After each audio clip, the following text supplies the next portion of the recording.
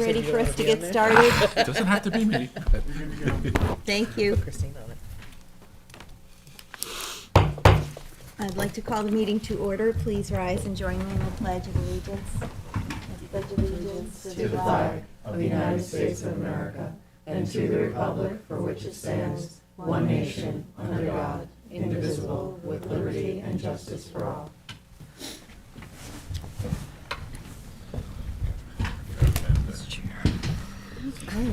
Okay, Madam Clerk, would you please read the roll? certainly. Supervisor Moore? Present. Councilwoman McNamara? Present. Councilman Iacili? Present. Councilman Pell? Yeah. Councilman Scavone? Present. Peace. Go on, have a couple of drinks. So let's proceed with the draft agenda review. Christine was telling me yesterday. All right, we gotta amend this thing. Jim, we're going to proceed with the draft agenda review. Oh, So, let's see. The first public hearing is going to be on establishing the sewer district for Riverside. And, you know, I really hope that we can get the revised map and plan and the revised seeker by then, because, you know, I don't want to finalize anything unless we've read it. So I'll follow up with Janice today to see where they are with that. I mean, not that it's on her, the consultants, she's, you know, waiting to get the information from the consultants. Public hearing to consider terminating the Hampton Bays waterfront revitalization plan as it relates to the property located at 20 Shinnecock Road, Hampton Bays. Oh, I see, yeah, that's the resolution for the public hearing for the Bel Air. Yep. Wait, we can let the people know what's gonna happen. Yeah, and I mean, is it worth just mentioning what that is going to be discussing and looking at? It's really terminating the urban renewal plan, the plan that had enabled a possible development plan that, you know, sparked some concern from the community, and the previous administration had dealt with that. And so this is sort of the next step in, you know, sort of getting off the ledge of that development plan. Yes. right, And I think we should also tell them what the future of it is. right. Yeah. This is just a necessary procedural step to terminate the plan, so the board's direction now is just to use the property as a park. Right. That's a And consensus, when everybody it's gonna be knows. torn The down. public understands that, that's where we're going on this, we just have to, that's a procedural step, we just have to terminate this plan. Kelly Doyle's been doing the research on that, so she's preparing that, so,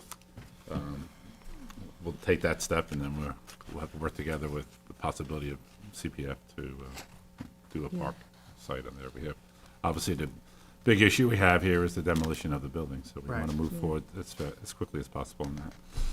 Well, Tom Houghton, you know, said that the prior board had approved someone to go in and evaluate the asbestos and come up with a design for the demolition that Yeah. would accommodate the removal of the asbestos.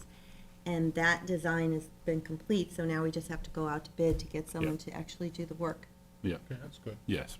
The people will be happy. Yeah. Yeah. We have to transfer the property to CPF first before we do that. Right, we had Yeah. the particulars of that, we still have to work through, Yeah. but right. We have to cancel this first, We then have- transfer we it. can Yeah. Before we can do anything, Right. it's just this procedural step, it's just, like I said, just a purely, Transfer the pieces we're not keeping, Right. because we're gonna keep one piece. We should just finalize that, because I think there's still, It- was still It's going to some be question. subdivided, and then there's going to be a piece. Because that's what we're currently, talking about, right? currently Yeah. it's one parcel, so the board, so we'll explain that Yeah. Yes. during the public hearing. Right, just a kind Exactly. of. Well, that's, you know, I mean, the Exactly, processes, yeah. we're kind of saying it out of Administrative order here, subdivision, and, it's not- you know, right. but, People sometimes get nervous about the word subdivision. I just want to make sure that people understand it. It's not a, subdivision is a term of art. People think of subdivision, they think of Right. housing subdivision. It's not. But there's that's not nothing what it is. definitive happening yet. Right, we just- This needs to happen first before. Right, exactly. Exactly. And then with the discussion, as Councilman Scavone just mentioned, is to possibly divide the property up in a way that a portion will be used for CPF and a portion will be used as general park use. So and I think we've been in discussions, as you know, about that, so we'll and continue we that would be conversation. creating leaps and bounds on that, because I know in the Yes. past, when we've nixed purchases, it made it complicated in the future to do other things. Correct. Okay. All right, then, let's move forward with the Agenda. town board resolutions, please. Town Board Resolution ID 45913, co-sponsored with Councilman Schiavone, authorized change order for subaqueous water main crossings, Shinnecock Canal at Mashut Beach, and Ponquak Bridge at Lighthouse Road with Banker Construction Corp. Town board resolution ID number 45879, co-sponsored with Councilman Schiavone, to authorize the purchase of ammunition from New York State OGS contract with Thomas J. Morris, 3rd DBA, Eagle Point Gun, T.J. Morris and Sons. Town Board Resolution ID 45849, co-sponsored with Councilman Schiavone, authorized purchase of liquid blended phosphate from Massapequa Water District contract with Caris Corporation. Sounds lovely. Town Board Resolution 45836, authorized purchase of Rockland County contracts for East Coast Emergency Lightning, also co-sponsored with Councilman Ayala. That's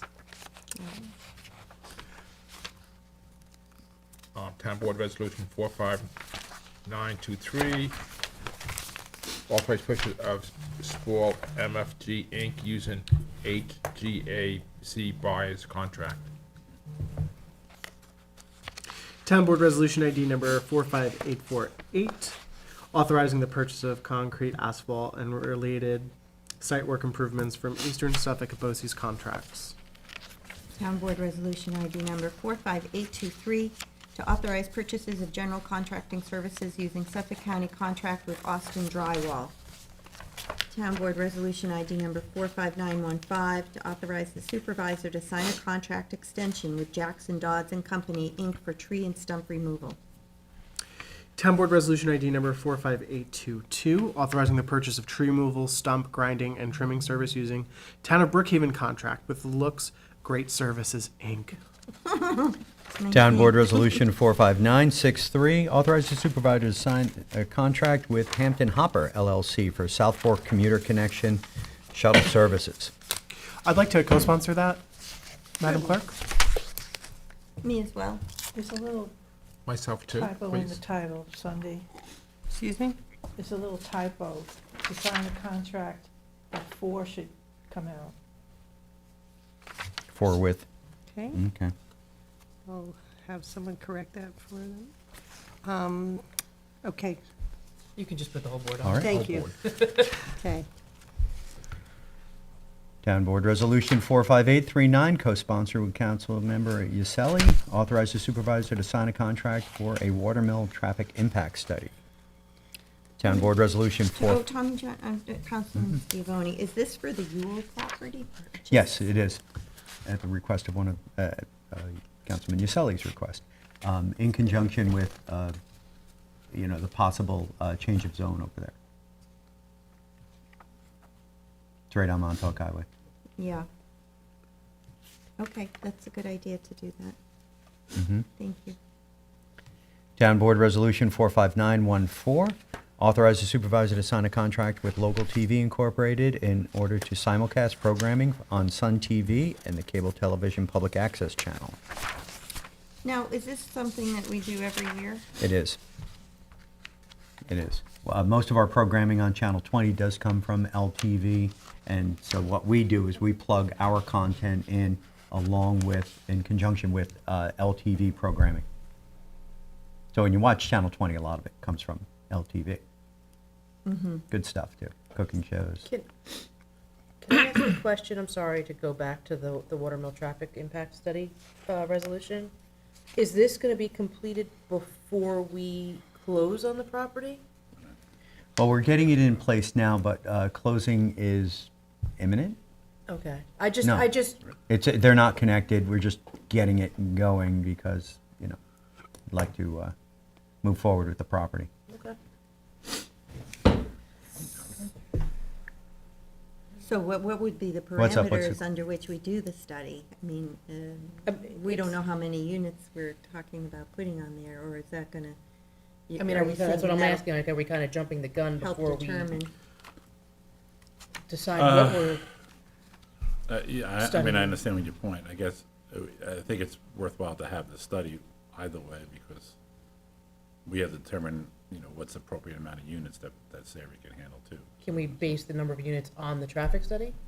Sure, I mean, I think it's a guide, sure, yeah, I think that's, Maybe it might make sense to actually have the traffic study ahead of time so we do know what, yeah.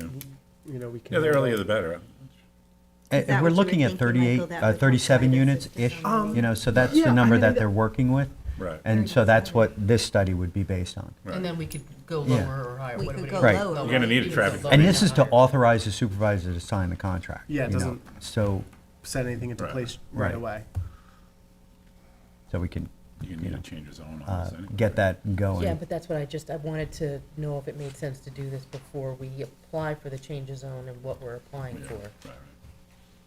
Right, because we haven't decided what we're comfortable with Yeah. with respect to the number of units. But I guess if we go with the high number and pare it down from there, Right, it's. right. We might be able to, maybe if we get a little ahead with McLean, maybe we can give them a couple of scenarios, say, hey, give us a We've been- impact on a X amount of units, give us an impact on a higher one, and maybe, maybe a medium one, and so that. And we've been telling the community about 37 units. And the I don't community know about is that. I is mean, I haven't been supportive. telling the community that. I think Excuse me? When we talked about it, I think we were saying between 25 and 30 some odd, I don't know that Okay. the board ever came to a decision about how many would be appropriate.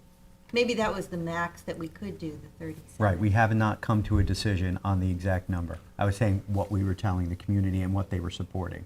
So Councilman Uselli asked about traffic, that was like one of the first things. So we initiated a traffic study in conjunction with the closing of this property to see what the impacts would be based on those numbers. I think if we go with the high number, that's a safe bet. We can always, like I said, go Yeah. down from there. They can give them, yeah, we can give them a high and maybe a medium number too, so that we have kind of Thank you, Michael. two scenarios. I mean, really, Tommy John spearhead. I suggested that, we do have a traffic study with respect to, this development and, any of the developments that we have. So it's, it is important, given the crisis that we're in. So then, and this might set parameters in terms of how we move forward on the decision of units and all of that, so. And even on the change of zone. And on the change of zone. Yeah, right, yeah. Just- You're absolutely to gonna me, need it it's a as part housing of the secret crisis. review for the Yeah, change. it's a housing There's crisis also, too. Yeah, I know it's absolutely. traffic, Yeah. but the crisis to me is housing, and Absolutely. I hope the board agrees. I But do the traffic agree. is a crisis too, so. Well, I'm not saying one or the other. I just, We have two crises. identifying They're our both related. crises here. They're both related, yeah. And, I was talking to someone yesterday who is moving out of the community and works here because they make $67,000 and they can't make it. Yeah, We need places for people to live. absolutely. No, and then certainly be, we're gonna need that for our secret review for, if we move ahead on the change of zones. So, Thank you, Tommy John. Okay. Town Board Resolution ID number 45847 to authorize the supervisor to sign contract extension for invasive vegetative control and removal with Coastal Commercial Property Management, Inc. Right. Town Board Resolution 45895, authorize the purchase of 2024 Ford F-150 XLT Super Crew from Van Bortel Ford, Inc. We also have Town Board Resolution ID number 45892, authorizing the purchase of 2024 Ford F-350 XL Super Cab from Nielsen Ford of Morristown. There's an extra Ford in there, Sunday. Who's writing these resolutions? They need to. Town Board Check the Resolution ID On the toes. 45970, authorize the purchase of electrical repairs and services from All Service Electric, Inc., using Suffolk County contracts. Town Board Resolution ID 45921, authorize the supervisor to execute a contract with Suffolk County Office for the Aging for expanded in-home services for the elderly. Town Board Resolution ID 45922, authorize the supervisor to sign a contract with Nursing Sisters Home Care, DBA Catholic Home Care, to provide expanded in-home services for the elderly program to Town of Southampton residents. Madam Clerk, may I co-sponsor those last two resolutions? Certainly. Thank you. Town Board Resolution 45962, co-sponsored with Councilmember Uselli, to authorize the supervisor to execute an agreement with L.K. McLean Associates, P.C., to provide professional services for Historic Projects Coordinator for the Community Preservation Department. Town Board Resolution 45912, authorize supervisor to execute a extended agreement with L.K. McLean, Association PC on-call engineer service to be provided to the Highway Department for various townwide projects.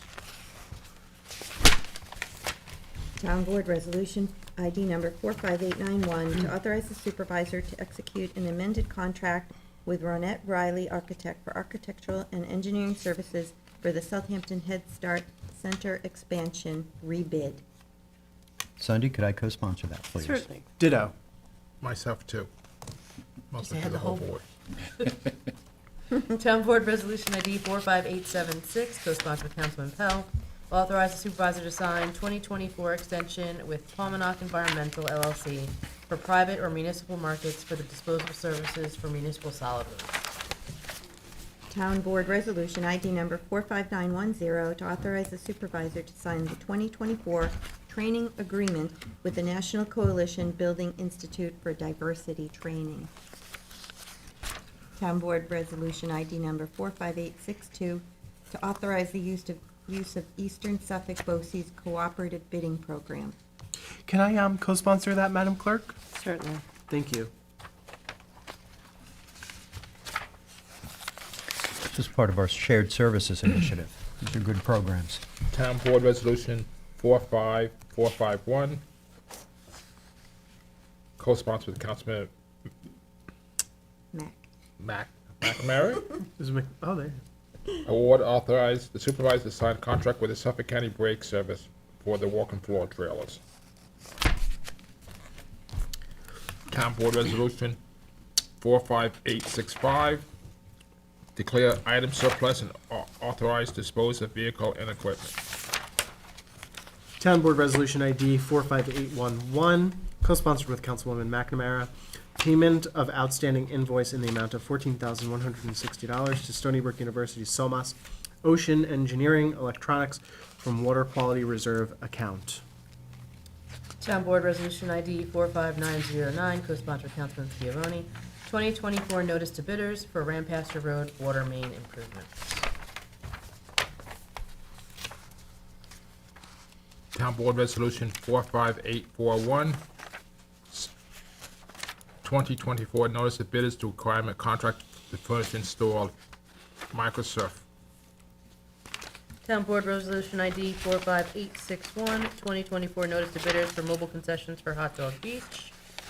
Town Board Resolution ID 45860, 2024 notice to bidders for mobile concessions for Mecox and Scott Cameron.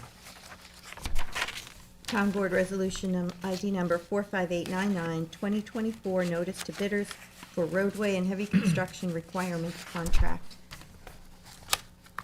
Town Board Resolution 45846,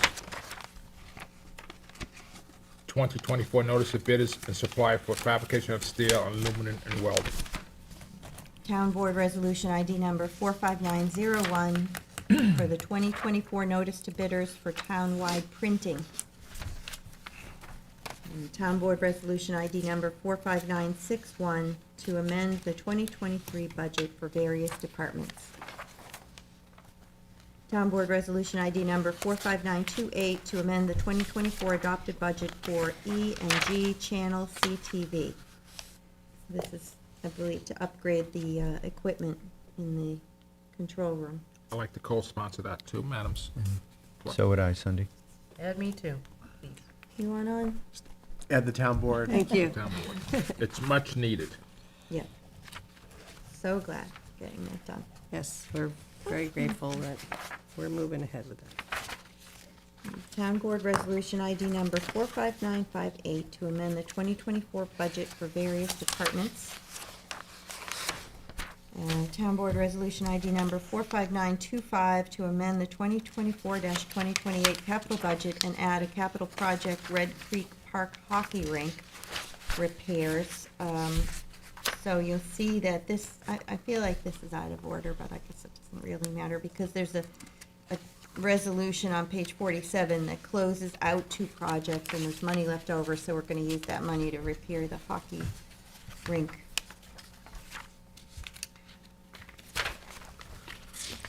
Town Board Resolution ID number 45930 to amend the 2024-2028 capital budget and add capital project West Hampton Activity Center. I'd like to co-sponsor that too.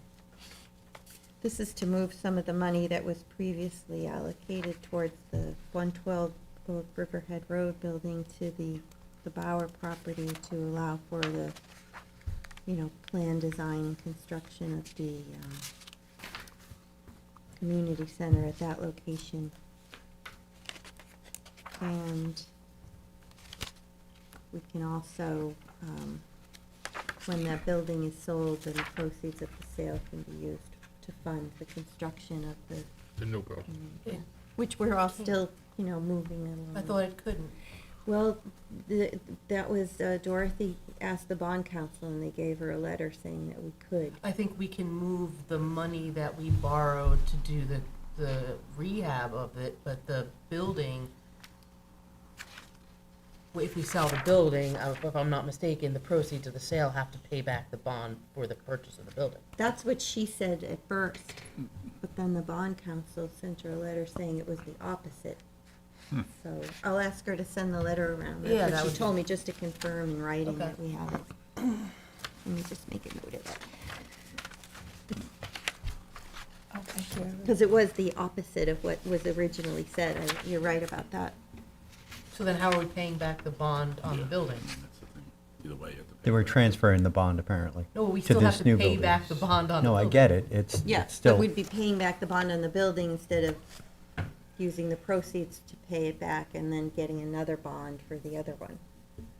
So it's just the same thing, same amount of Okay, debt. so we're leaving the bond in place, we're just using the funds. But let me get the copy of the Okay. letter that she referenced so we can. of it, Supervisor. Oh, thank you. Thank you.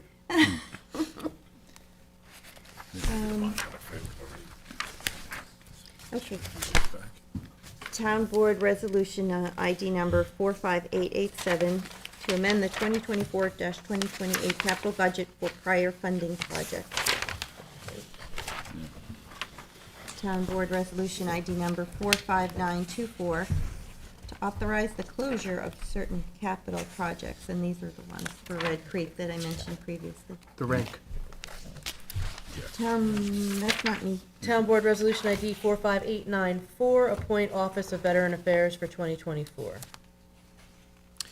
Town Board Resolution ID number 45765 to reestablish the Disability Advisory Committee as the Southampton Town Disability Task Force.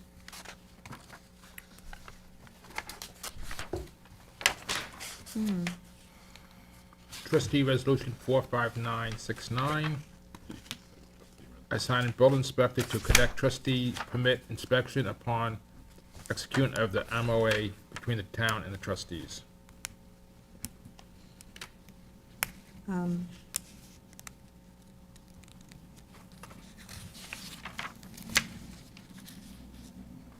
Well, is this something that would have to be, put in the agreement with the trustees? Is that part of the, We're supposed to be doing, in the STIP, it's, the Bay Council's been doing it for years, then they stopped. Then they gave, the town gave the trustees $30,000 to hire a part-time person. So they had a part-time person, and he was trained. Then he quit and went to work for Sag Harbor Inspection. And now, no one's been doing the inspection. They're basically, they're about 130 permits behind. We had because had there a was no conversation, though, about having an ordinance enforcer doing this. They'd rather have the building department do it because they're used to looking at blueprints and doing construction, and they can put a stop work order So can- where the code enforcements can't do that. Yes, they can. And, We can just now. changed it. now they can, but. This is a conversation that we should really have. I mean, outside of, I don't know why we're doing this outside of the STIP. I think it all should just be part no, of this is. You referred to the STIP. What is the STIP? for the What- tax line. What would that, is that in Was place. this part of, though, the? Not the stipulation, I'm sorry, The agreement. We're still There's a like- memorandum of agreement. This the is gonna be tax being a, Well, there's a couple of things referred to as a stip, excuse me, Bill. Yeah. Like Oh, not that stip. No, like not there's that a- stip. Yeah. Right, Right. so, Sorry. okay, go Okay, on. so, traditionally, they've been doing it, and and they're supposed to be doing it.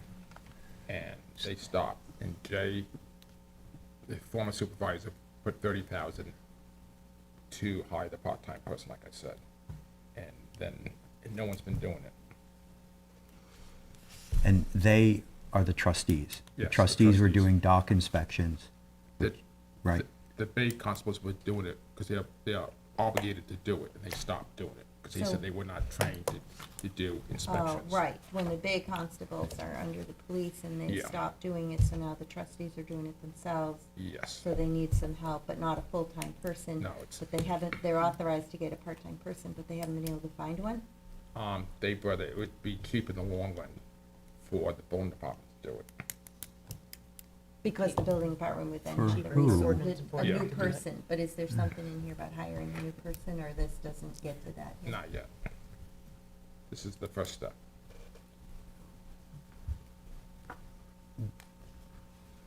This is part of the agreement that we've Yeah. been Yeah, but negotiating for about a year with the trustees. mechanics and of it. Yeah, but even if we don't have an MO, the I town get it. is obligated to do it for the trustees. And if you, like you say, you support the trustees, you should go along with it. If you don't support the It's trustees. not. It's not sup- about that, Come on, Bill. Bill, it's not supporting It it, is, don't take it because- like that. No, I mean, because you have a gripe about it, and, you don't understand it. And if you wanna support the trustees, like you say you do, this is supporting the trustees. If you don't wanna support the trustees, then vote against it, okay? Wait for the MOA, okay? But this is what the town is obligated to do for the trustees. They've been doing it for the last 40 years. It stopped when the Bay Constables were moved over, okay? The town put the 30,000 there. They hired a part-time. The part-time quit because he got a job in Sag Harbor because he wanted a full-time job. It's not a full-time job position, it's a part-time, okay? That way, the bone department can do the inspections. Once it gets caught up, it might be only 3 inspections a week. Right now, they're 130 behind, and it's not right to the freeholders. Who want to sell their I think property, the, they can't. I need to respond when Bill's done. Go ahead. But When you're done. is the maintenance mechanic that we just moved over, that's not something that they would do? No, No. no, it's a different thing. Okay, it's before we get too far afield here, as far as supporting the trustees, I have voted in favor of every financial request that the trustees have ever put before this town board while I was sitting in this seat, and then some, and then increased as far as the dredging for Sag Pond and Mecox. I do support the trustees. We are currently negotiating a cost-neutral agreement with the tax line, and we are not there yet, so my questions about this relate to that. Okay. Okay, so, And the only issue that I had was when we had this conversation is the mechanics and saying that it has to be a building inspector because ordinance enforcers have they have the issue, they can issue stop work orders, they know the entire code for this, they have the ability to do it, it's not something that they can't do. And then we also we can hire another code enforcement officer because now they have the ability to issue stop work orders. My feeling was there is a great need from the trades community to have more enforcement on licensing. And if we could hire another ordinance enforcement officer to split the duties between doing the dock inspections and doing ordinance enforcement on like they can go to job sites, they can issue stop work orders, they can check contractors for licensing. It's just, there's a big issue in this town of people not wanting to go through the licensing process because they feel like it's not enforced. So this would give us the opportunity to do both things. I agree with you, but, that the code enforcement does need another person to get caught up. But I think that the building inspectors are trained better and they know what they're looking at in construction. But the Bay Constables never did. They didn't have any training for building plans or looking at That's why they things. decided to stop. So, I mean, the code enforcement officers are trained. They can do everything that's needed to do for this job. So, But things have changed in the construction of these docks. They're more, they're going with different type of architects on it, and it's more intense than what used to be, just poles and, and I'll just add, there are questions in various communities, Pine Neck, for example, about, the status of certain marinas and, making sure any construction is following the zoning and, a lot of these marinas are trustee territories. And I do think, just for the public's edification, the trustees, were at one point looking to try to, utilize bay constables more, and they've conceded on that. They're looking at trying to streamline some of their services. This is one aspect of that. I was present during one of the first meetings that the town board had with the trustees, and it seemed as if this was one of the aspects in which they would be able to work more closely with the town if they were able to have. This year, one of the first meetings this year. Correct. Okay. Correct, yeah. We've had Yes. many. Yes. Yeah. Since I've taken office, Councilman Pell wanted me to attend with a meeting with the trustees. I just, I understand where you're coming from, both council members, Tommy John and Cindy, I get what you're saying. But this is also about trying to find a way we can work together. There might be a way we can share this employee with the trustees, and maybe we should, have a further conversation about this. Well, if you look at the second whereas, it actually refers to the tax line in this. And there's language saying to show the true operating cost of the trustees in relation to the town. And that's something I believe that this board has been trying to articulate and enumerate with the trustees for about a year and a half. And so this is kind of in my opinion, kind of a step towards that, which I fully agree with. As far as building docks, we should be inspecting them, and doing what we need to do with that. It used to be the constables, now we'll do a building inspector. I don't have an issue, but I would like to see a more global agreement with the trustees, and so that the people of the town see the true cost of what the tax line that is mentioned in the second whereas, what that's going to be, rather than putting it in piece by piece by piece. So, I mean, I just, right now. No gripe. The It's just, trustees have, You have the the option. trustees have option. 30,000 in their part-time budget right now for a dock inspector that they don't currently have hired. My only issue is by limiting yourself to a building inspector and not leaving that open to possibly an ordinance enforcement officer, we could possibly, I don't know who has the ability right now to get somebody at least out a day a week to start filling that need to get it done. The building inspectors, I know, can't do it. They said that, we had a meeting, the building You'd have to inspector, hire a new person. the building inspector said that they could start chiseling off on the 130, which is backlogged. Wow. Well, one thing just to consider, I mean, I think probably both departments, building and code enforcement, could use another officer. Yes. So the question would be, if we were gonna authorize the hires, one for each department, which one makes more sense to let do some part-time work for the trustees? And one thing to think about, which has occurred to me, is if you do use the code enforcement, it's less of a financial burden on the trustees. I mean, maybe there's other reasons that you'd wanna go with the building inspector, as you're just saying. But think about, then you'd have to pay more they'll have to pay more for the part of the salary, because the building inspectors make more money. Just something to think about. The code enforcement Yeah. officers make less. But the building inspector, they can use, when they hire someone, they can help with their COs, their final inspections too, Oh, yeah, in the sure. long run. They get caught up. so the It's just, I memorandum think of it's just a agree- broader conversation that needs to happen before. well, it is, and that's kind of what I'm saying. The memorandum of agreement, to my knowledge, has yet to be Right. settled, and we're now making decision based on an agreement that's not an agreement. It's gonna be an agreement. But it's And not. But the town is obligated to do this either way, even if we don't have Well, agreement. Look, I don't mind inspecting docks at all, and I'm sorry to hear that we, are in such a backlog. My God, I did Yes. not know this. We should absolutely be inspecting docks. Are people walking on them? Yes, they're being used. It's, because Who has the town- exposure on that? Is that The Or town they're had waiting. the town had the obligation to inspect them, to do the final inspection. for the They're not trust? getting, they're not getting a trustees? CO for those docks until they're inspected. Yeah. Right. So They're they're not getting using them CO. without a CO. Yes. So it's not on, Okay. I mean, why, they should be in the building department entirely, and, I mean, is that? it's a whole it's nother argument. Kind of a bill, probably, no, no John. argument, I'm just, Yeah. and since we're discussing it, you know, what do you think? I think it's a broader conversation, it's and a I broad- think we need to bring in yeah. both department heads and see who has the ability right now. I mean, you could tell me that somebody said something, but I'm the liaison of the building department, and I have not, I've heard the exact opposite, that they cannot give somebody up right now to do dock inspections. No way, no how. That is what I was told. So there's a cross up somewhere. I'm just saying we need to have a conversation before we go forward with anything. That's all I'm saying. Well, I'm we not can- saying, No. nobody here is saying we don't want to do this. We We're can trying to call find Sean the in. best, You wanna call Sean most up? fiscally responsible way to do it. No, I don't want to call him into a public meeting. Yeah, but, It's not appropriate. but we do need to do something to get the Yes. docks, everybody agrees on that. Absolutely. Yeah. Yes. All right, well, let's have a little more of a discussion. And this is where, you know, the conversations need to occur.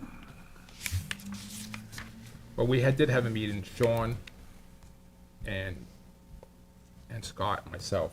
We did have a meeting, we went over everything, and Sean said he could start knocking it off. That's not what I was told as a liaison to his department, so.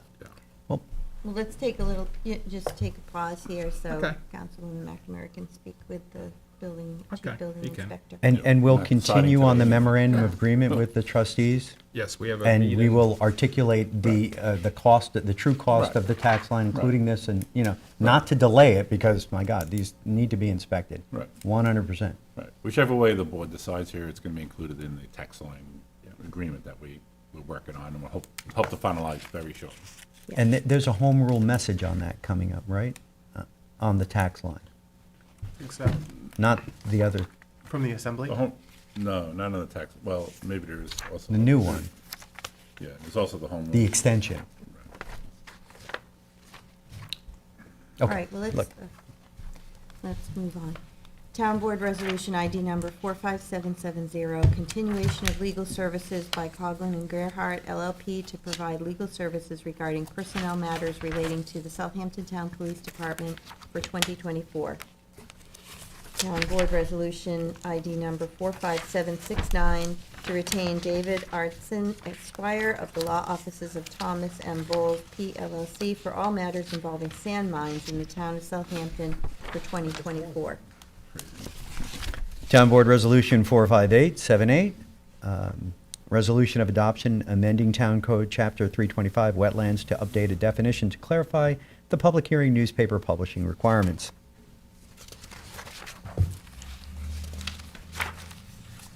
Town Board Resolution ID number 45880, to amend Resolution 2022-428 to correct the spelling of the New York State Governor John Adams Dix windmill. How many people looked at that and no one thought of that? Adams, Really, a resolution? I know. Town Board Resolution ID 45927, co-sponsored with Councilman Iacilli, authorize waiver of Parks and Recreation facility use fee for Village of East Quogue beautification fundraiser. Town Board Resolution 45965, Here it is. Home Rule Request Resolution to support of A period 01531 dash, slash S102156 as it relates to continue authorization of the trustees of the freeholder commonality of the town of Southampton relate on the ocean beaches and other regards as set forth there. That's the home rule, right? That's the home rule. So the last couple times this was on the agenda, we had to put it over because there was the law department was telling us that there is a couple of issues. We weren't sure how it relates to FIMP and something about the Justice Court. Has that been resolved in this version? It's Yes. actually a topic of executive session today, but it's on it, but yes, I believe it. For the most part, it has, I believe. It's fine. it's think the the lang- enforcement and who can My, levy. my review of it, I think the language of the proposed bill is reflective of the historic language in the prior bills that were passed in the 1800s. I don't think it's actually mirrors the same, most of the language that was prepared by and passed by the state legislature back in the 1800s is that language is very similar, if not identical, to the language that they're proposing here, so. I don't think it's adding additional powers and responsibilities, I think it's just recognizing the existing. It's just recognizing it, and it also shows the people upstate in Albany that the town board and the trustees are working together, Right, trying to yeah. protect the beaches, Right. oceanfront, Yeah. access to the people. We don't want to be And like East You Hampton. guys or just Riverhead, say lose that's very access. important, especially in light of some of the decisions that happened on the east, further east than us at this point, yeah. Thank Okay, you. thank you. We're discussing this today in executive session. It is scheduled for Because exec session discussion. there are If enforcement, there's any further questions. there's enforcement language in these bills that really kind of cede powers from this board to the trustee board, right? That's the issue. As I If you read can it. interpret it that way. I'm not so Okay, sure that I then- interpret it that way, but. You talk about powers, it's all, the trustees and the town board all work for the same people. They all work for the freeholders of Southampton, like the guy sitting here and the lady there. They all pay taxes. We're supposed to protect their rights. Right, we're getting legal advice on that Yes. later on Right, as to right. the power of the Yeah. town No, board I- and whether we there was have the some constitutional right to cede our power. Right, right, right. No gripe, Bill. No, it's not right. No, you just don't understand it. You're just jealous. You don't want to give up power. That's all what it comes down to. Well, we'll just get some legal advice from you Is that a this joke, afternoon, too? Jim. It's a joke? I, Okay. Okay. In a public it's a meeting. different board. That's all I'm Yes. gonna say. Town Board Resolution ID number 45907, memorializing a resolution requesting an amendment to Section 384-DM of New York State Retirement and Social Security Law pertaining to the town of Southampton as it relates to mandatory retirement age for the rank of chief in the Southampton Town Police Department. Sunday, could I co-sponsor that, please? I'd like to be added as well. You could Myself, add me too. as well. Might as well do the whole The board. whole board. Make it easier. Town Board Resolution ID number 45900, to accept the retirement of Sandra Cerencione, attorney in the Human Resources Department. Town Board Resolution ID number 45957, to appoint Ethan Serrata to Automotive Mechanic 2 in Municipal Works. Town Board Resolution ID number 45934, to appoint Peter Lewis to Audio Visual Aid in Education and Government Cable. I'd like to co-sponsor that, please. Was that an existing vacancy? Yeah. Town Board Resolution ID number 45953, to appoint Tyler Carbone to Groundskeeper 1 in the Parks Department. Town Board Resolution 45964, to authorize a police sergeant to attend Mid-Atlantic Leads Executive Development Seminar. Town Board Resolution 45933, authorized reverse for a drug court judge to attend the New York Association of Treatment Court Professional Annual Training and Conference in Saratoga, New York, held on March 6th through March 8th, 24. And Town Board Resolution ID number 45917, to reassign Ryan Corwin to Maintenance Mechanic 3 position in the Parks Department.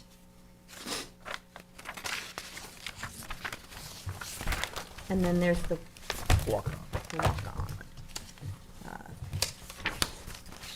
Town Board Resolution ID number 45973, to create a battery energy storage steering committee. And, you know, I'd like to co-sponsor this too. Same.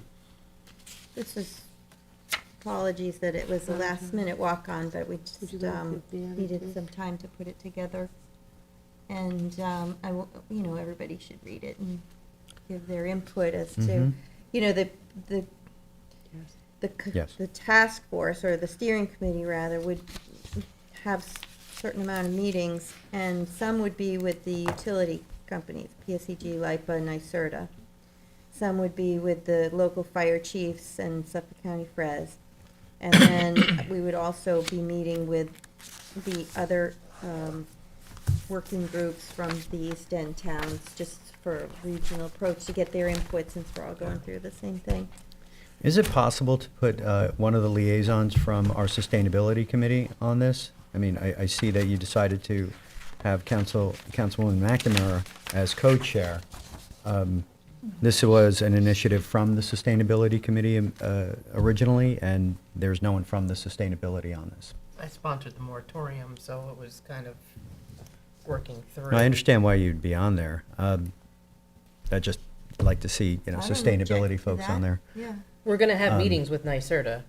I mean, it's, I mean, one of our Well, Well, good. town-appointed sustainability. Mm-hmm. I mean, you could argue that you would want somebody from the Between the Bays organization on the committee. I mean, so Seth Race is on this.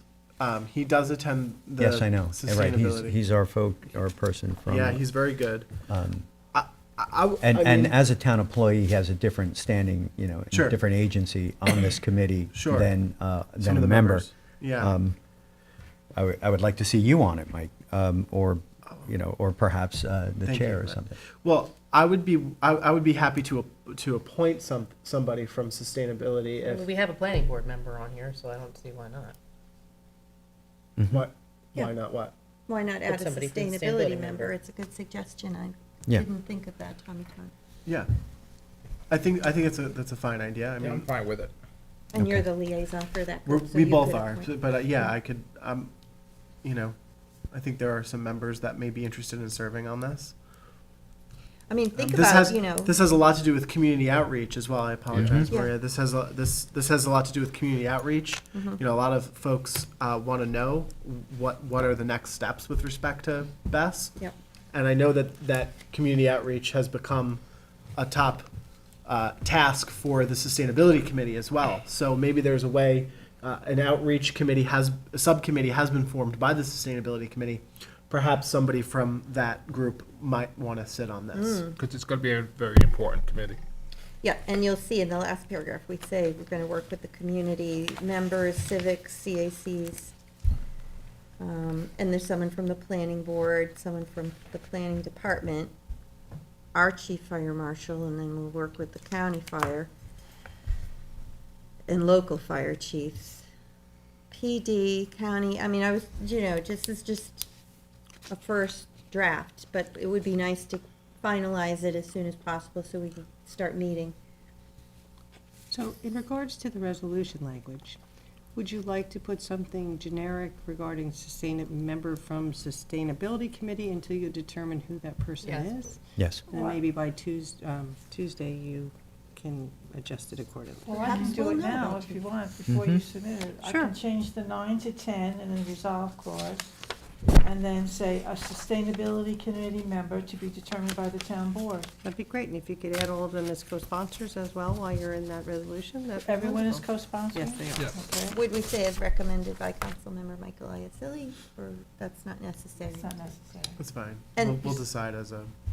And of course, when everyone has more time to think about it in the next few days, Thank you, there Jess. might be other things that you want to tweak or add or adjust, so just But let us I'd like know. to reiterate that this is a really important effort. So I applaud you, Maria, and Cindy for taking the lead on this, because part of our next step with respect to the moratorium is to provide a plan to the Suffolk County Planning Commission, and outreach is a part of that next step. So, and a lot of folks, especially in the Hampton Bays community, have reached out asking about what is that phase going to look like. So in What is many the ways, future? this resolution helps illustrate that next phase. And I think too, there's been a lot of comments that I've heard feedback from the public recently that, people are concerned with having a, consulting group that they're not familiar with, that isn't members of their town, directing the way this is gonna change, and I think it'll give them some comfort to see, people that they, know, that they, respect, and, It can be held and- accountable. exactly. Yeah, I yeah, think it's and good we're to have- I'm gonna gonna- consider, the public and the Thank you. state working group and, Right, other This is an issue that's municipalities. every town on Long Island and the state and the dealing with country is facing right now, so. Yeah, I mean, it's- Babylon is just starting now too. They're just starting Brookhaven, there. South Hall, every town is dealing with this issue right now. It's certainly not, just Southampton issue, so. And that's why, yeah, maybe the county, somebody from the county, it's good to have Ann on there. We can coordinate with the county planning commission and Who? Ann Walker. it's good that you Oh, have yeah, Ann on yeah. there, so we coordinate with the county planning commission, because this is not, this is not a Southampton problem. This is No, a it's gonna be the national county. issue, State. But it's certainly, every town on Long Island is facing the same issue, and they're doing the same thing. They're doing them, everybody's placing the moratoriums on there. And waiting for the state to clarify some issues. Yeah. Yeah, and, yeah, we've got Ryan Murphy and John Rankin on here. So, yeah, thank you to Janice Shear for putting this together based on our Yeah, I think conversations it's with her. great to have John Rankin on there, because this is that's a primary concern, I think, is the impact. Fire marshal. Yeah, I mean, to have our volunteers, have to come to a situation which, They're not trained. they're not trained for it, right? Okay, good. Well, please let me know if you have any other changes you want to see.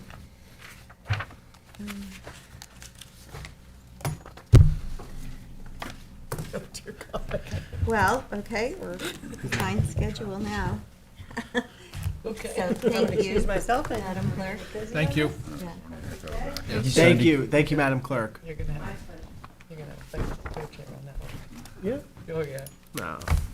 So, the next topic on the agenda is an amendment to the town code regarding procedures for a change of zone applications. And our deputy town attorney Kathleen Murray is here to talk through this with us.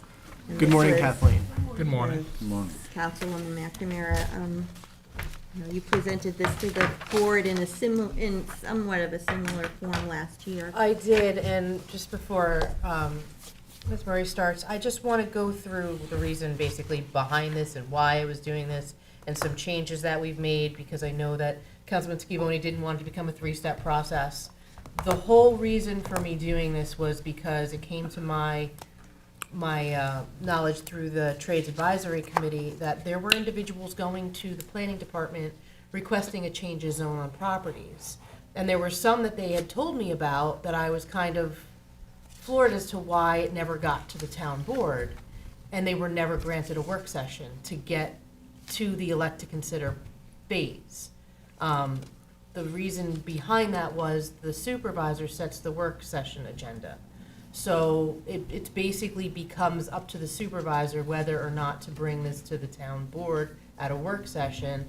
And, I told the people that had come to me, like, listen, you're more than welcome to reach out to, town council members and say, listen, I would like to look at this, but why does it fall onto them? So the basis behind this is simply to make sure that when an application comes in for a change of zone, the entire town board gets to weigh in on it in some way, shape, or form, and then decide whether or not it goes to a work session for an elect to consider. And it's not solely the supervisor who's deciding whether or not things progress to a work session. That's really what's behind this. And one other add since last year that I asked to make was there is a provision in here, which, Kathleen's gonna go through the whole thing, but there is a provision in here now where if there is any change to our comprehensive plan, that it must go to the planning board, because we just had a update to the comprehensive plan that went to the planning board, but the board did not wait for their comments before rendering a decision, because it didn't say specifically in the code that we had to. So that will now be a provision that any comprehensive plan updates must receive comments from the planning board. Is another motivational factor here also that, you have an applicant who might go through the entire process, and then once the town board recognizes some concerns, environmental concerns or whatnot, the applicant has gone through such an extensive process that this would sort of at least provide the town board's prerogative prior to going through that entire process? This lets them, before they even get to a work session, they'll get a letter basically saying that, we're not putting this on for a work session because of X, Y, and Z. So they know why, from the town board's perspective, not just the supervisor's perspective, why the board is not entertaining their application. Okay. I think it makes it more fair for the person instead of. I think so too. It gives you right away a determination as to whether or not you're gonna get to the work session, and you don't have to waste your time anymore. And it leaves the pressure off the supervisor from doing all that. Well, democratizes the decision-making. For, a couple of things here. First of all, any town board member can put something on a work session. I'm not quite sure how that happened, and it seems entirely inappropriate that one person was the bottleneck on something. And so, the world should know that, Councilman Uselli, Councilman Pell, you, Maria and myself, we could put stuff on for an executive session. That can happen. And, so that unfortunately should not have happened in my opinion, but I guess it did. I don't know In my 2 where. years on the board, I You know, never saw. and if I could finish, and I'm eager to hear what you have to say about, some of the updates on this.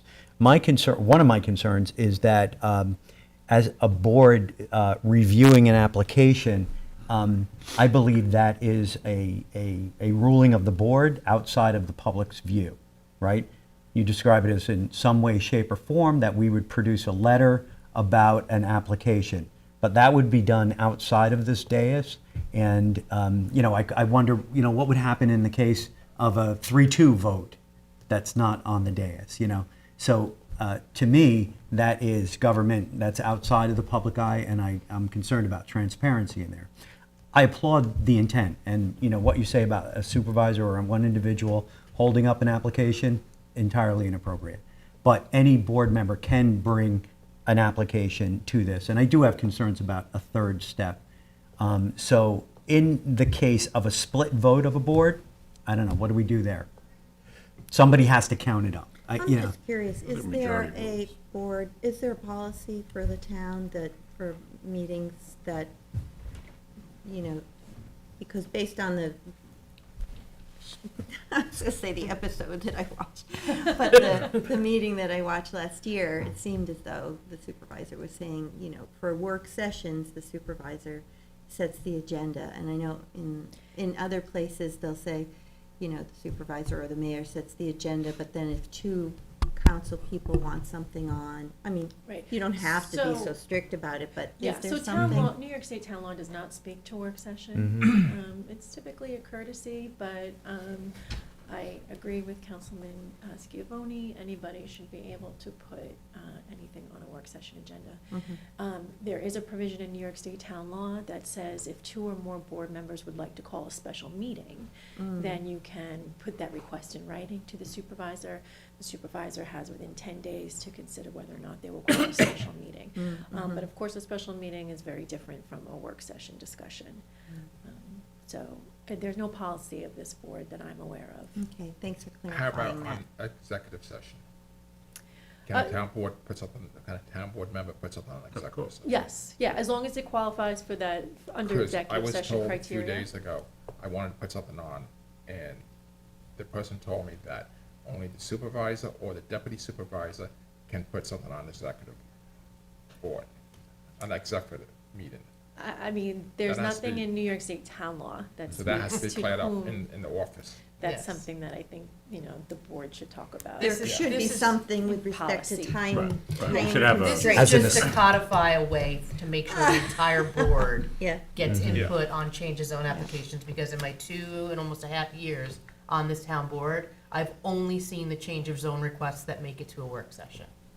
And now I know about at least half a dozen that were put in that I at least was never informed of. So I think it needs to be in the code. I think it's an important thing, and I think these people deserve, to have the entire board weigh in and not just have one person Yeah. deciding. I get you, right. Can you tell us That's what what you the said. current I process is? have a different view, and, respectfully, so. What's the current process? Sure, so, by way of background, the current process was codified in, March of 2008, so it's over 15 years old. And the current process, indicates that somebody submits if somebody submits a change of zone, request or application, Is there actually an application? there's criteria that they should, input, no application, so to speak, other than an identification of what they should include. But the current code says that, prior, there's a laundry list, Madam Supervisor, 1, 2, 3, 6 items that they should include in that application. So prior to, the submission of a formal change of zone application, The project will be the subject of a public work session. So anybody who submits a change of zone application should be getting a public work session discussion. And after that public work session discussion, then this board is deciding whether to consider a formal application or not to consider a formal application. That's the elect to consider. That's the elect to consider that currently exists. Well, it sounds like that's Mhm. the same thing that's being proposed. It's a little different. What's being proposed is an opportunity to now say, an opportunity to now say that that petition or that request is not getting that work session discussion, because there's no inclination on the part of the majority of the board to hear a work session discussion. So would it be that the application, or letter request, each request would be distributed to each of the 5 Mhm. council people? Yep. And then if any one of them wants to have the work session, it would go on for a work session? Whereas the way it is now, it has to have a work session? The way it is now, it has to have a work session. The way that we proposed it, which is on the bottom of page 1, at B, so that yellow highlighted language in B, it says, "The applicants seeking a zoning map amendment shall file a request with the town clerk's office, inclusive of some preliminary information, and then after consultation with the town board, in a format to be determined by the town board." That's my question. Yeah, so we've left that open. Okay. So Yeah. that we can change that now. I mean, We if we're can referring to discuss things that. like majority, that's work of the town board, Yep. and so okay, Yeah. so go on. I think we were trying to address the issue of not, we'd happy Mhm. to have a work session at that point, but I know that there were concerns about a third step. So that was kind of a Mhm. way to address that, or to minimize the idea of a third step, if that Had we was considered better. taking out the elect to consider and replacing that with this? Because right now we have an elect to consider, Yeah. and then we have the application process. Yeah. So this would be a consensus or majority of the town board to elect to consider to the application process, right? So that's the 3-step change. Perhaps we should do away with the elect to consider, do something like this before the application process. In other words, a more streamlined version. I know you wrote it up, you're presenting it to us. Yeah, this was just basically because there are some applications that come in that are just so out of step with the comprehensive plan, or they just shouldn't even be considered. So this gives them us ability, without going to a work session, to tell them, no, this is so out of step with what we would do, we would never allow this here, go But about how your do day. we Right. get it to know that? Right. Do we each get a copy of The it? town clerk distributes it, and that should be happening now. It's not. It's not. Okay, so we've codified that, and the town clerk, change of zone application should be filed in the town clerk's office, and then the full town board should be receiving a copy of that. It's public information, and of course you should be receiving a copy of that and have an opportunity to take a look at that and see what's proposed. What we're adding is an opportunity to say immediately by letter to the applicant, we're not interested. But how do we decide that? I mean, So that's Yeah, something that we can talk that's- about. Right now, we have it by letter, so it could mean that either your town planning and development administrator has conversations with you individually, or it could mean that you feel a public discussion is necessary because it's not unanimous. And there is an opportunity for debate or discussion as to whether or not you want to hear more. To address your concern or maybe your idea about taking out that second step, I would just ask the board to consider the scenario where you want more information. You're not sure you want a formal application, you don't want to deny it outright, but you want more information. I think that public work session step could provide an opportunity to get a little bit more I agree. in-depth without just walking away from it, but also without giving them a green light to go full steam ahead. Well, my question is, if an application comes to us and, the process of how we decide is what's in question here, right? Yeah. Couldn't that be on an agenda for an executive session? I mean, No, that doesn't really fall under the criteria that we're allowed to speak about in executive session. To Okay. keep in mind, we can talk about only certain things And that's just not one of them, because it's a policy decision, right? Well, so are CPF acquisitions, right? Well, acquisitions are specifically exempted under New York State Public Officers Law from being discussed in open, Okay. so. Yeah. Could it be that we could say, upon receipt of the application, the clerk is to provide copies to each board member? Mhm. And then if within 45 days or whatever amount of time, no one has requested, none of the council people have, or supervisor has requested to put it on a work session agenda, then the planning staff will write and say, just that, there's no interest in your application. That's And fair. that way, we don't have to try to figure I out just, how do we meet without right meeting. now, I mean, it comes down to policy decisions too, because right now, I know that people are going to the planning department to pitch a change of zone, and they're just getting shot down by the planners. They're saying, yeah, the town board probably won't entertain this. I would And rather we're not hear seeing them. those Yeah. as an application and be the ones to decide whether or not we will entertain that. That's happening as well. So this would be also a policy shift to where the planners aren't making that call on their own. They're saying, you know what? Put in an application, let the town board see it, let them decide. Yeah. Because we're not seeing a lot of them as applications right Yeah. now. And I feel like the Practically- zone changes Because people should don't be- want to go through the whole process, they Right. just want to know. Yeah. Yeah. I They mean, should be practically few and far speaking, between, shouldn't they, Jim? If they're What's not, that? if they're not consistent with the comp plan, I mean, a zone change should be, in order to not be spot zoning, it should be pretty, few and far between. Correct. Well said, and I do just want to note, because I think it's important to know, the New York State Town Law 264, as well as the Appellate Division Second Department, has been very clear that a town board does not have to consider or vote upon a change of zone application. They have left that procedure entirely within your discretion. Compare that to other items under Article 16 of town law, like your ZBA and your planning Right. board. There are specific steps and procedures, there's specific timelines, there's specific criteria that you are bound and preempted by New York State town law to consider.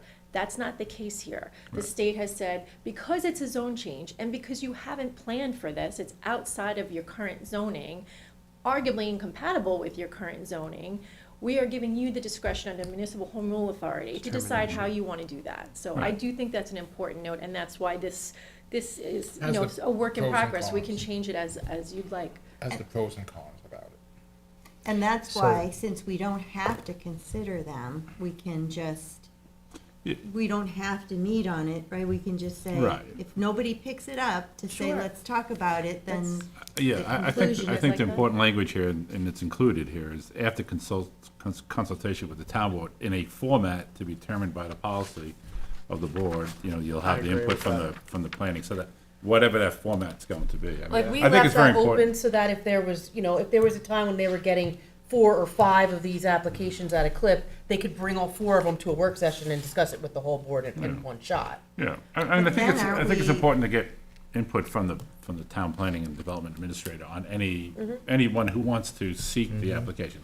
well, I Many guess times- they could write something up before, Right, maybe it sure, goes a to little them mem- and they write something to us. A memorandum before to we the look at it. board, it could be a Because- memorandum to the board, just saying, hey, Yeah. this is, I received this, we feel that it's so out of character, we don't even recommend it go to the work session. Maybe it dies right there, that could be something. Well, what I was- think there has to be some sort of format. I don't know about the waiting a certain amount of days, and if it dies, it just dies on the vine. I Well, think, you can notify the people after that, right. amount of days. But I think there should be input from the, and there's other From ones. planning? From You planning, said yeah, from yeah, planning, right, okay. exactly, no, absolutely, from the town planning and development administrator. I think there should be, it could be handled by a memorandum, I think that's fine, by a memo, before it even gets to a work session, you could. Because there you could are do some that. that are like in limbo right now because because they're not on, they never get put on for a work Right. session, and they just kind of hang out in space. Mm-hmm. Because the planning administrator right now does not have the authority to tell these people, no, they're not, it's not. gonna Right, be right, entertained. and quite frankly, I think most developers, if they're, They want to know. one way or yes, the they other. want to know, and they want to know as early as possible, so it's not necessarily, it can be a positive thing for a lot of people to know as soon as possible. If it's a no, then if it's clearly a no, then they're fine with that, and they walk away, and, they don't want to spend money and resources on something that's, has no chance of happening.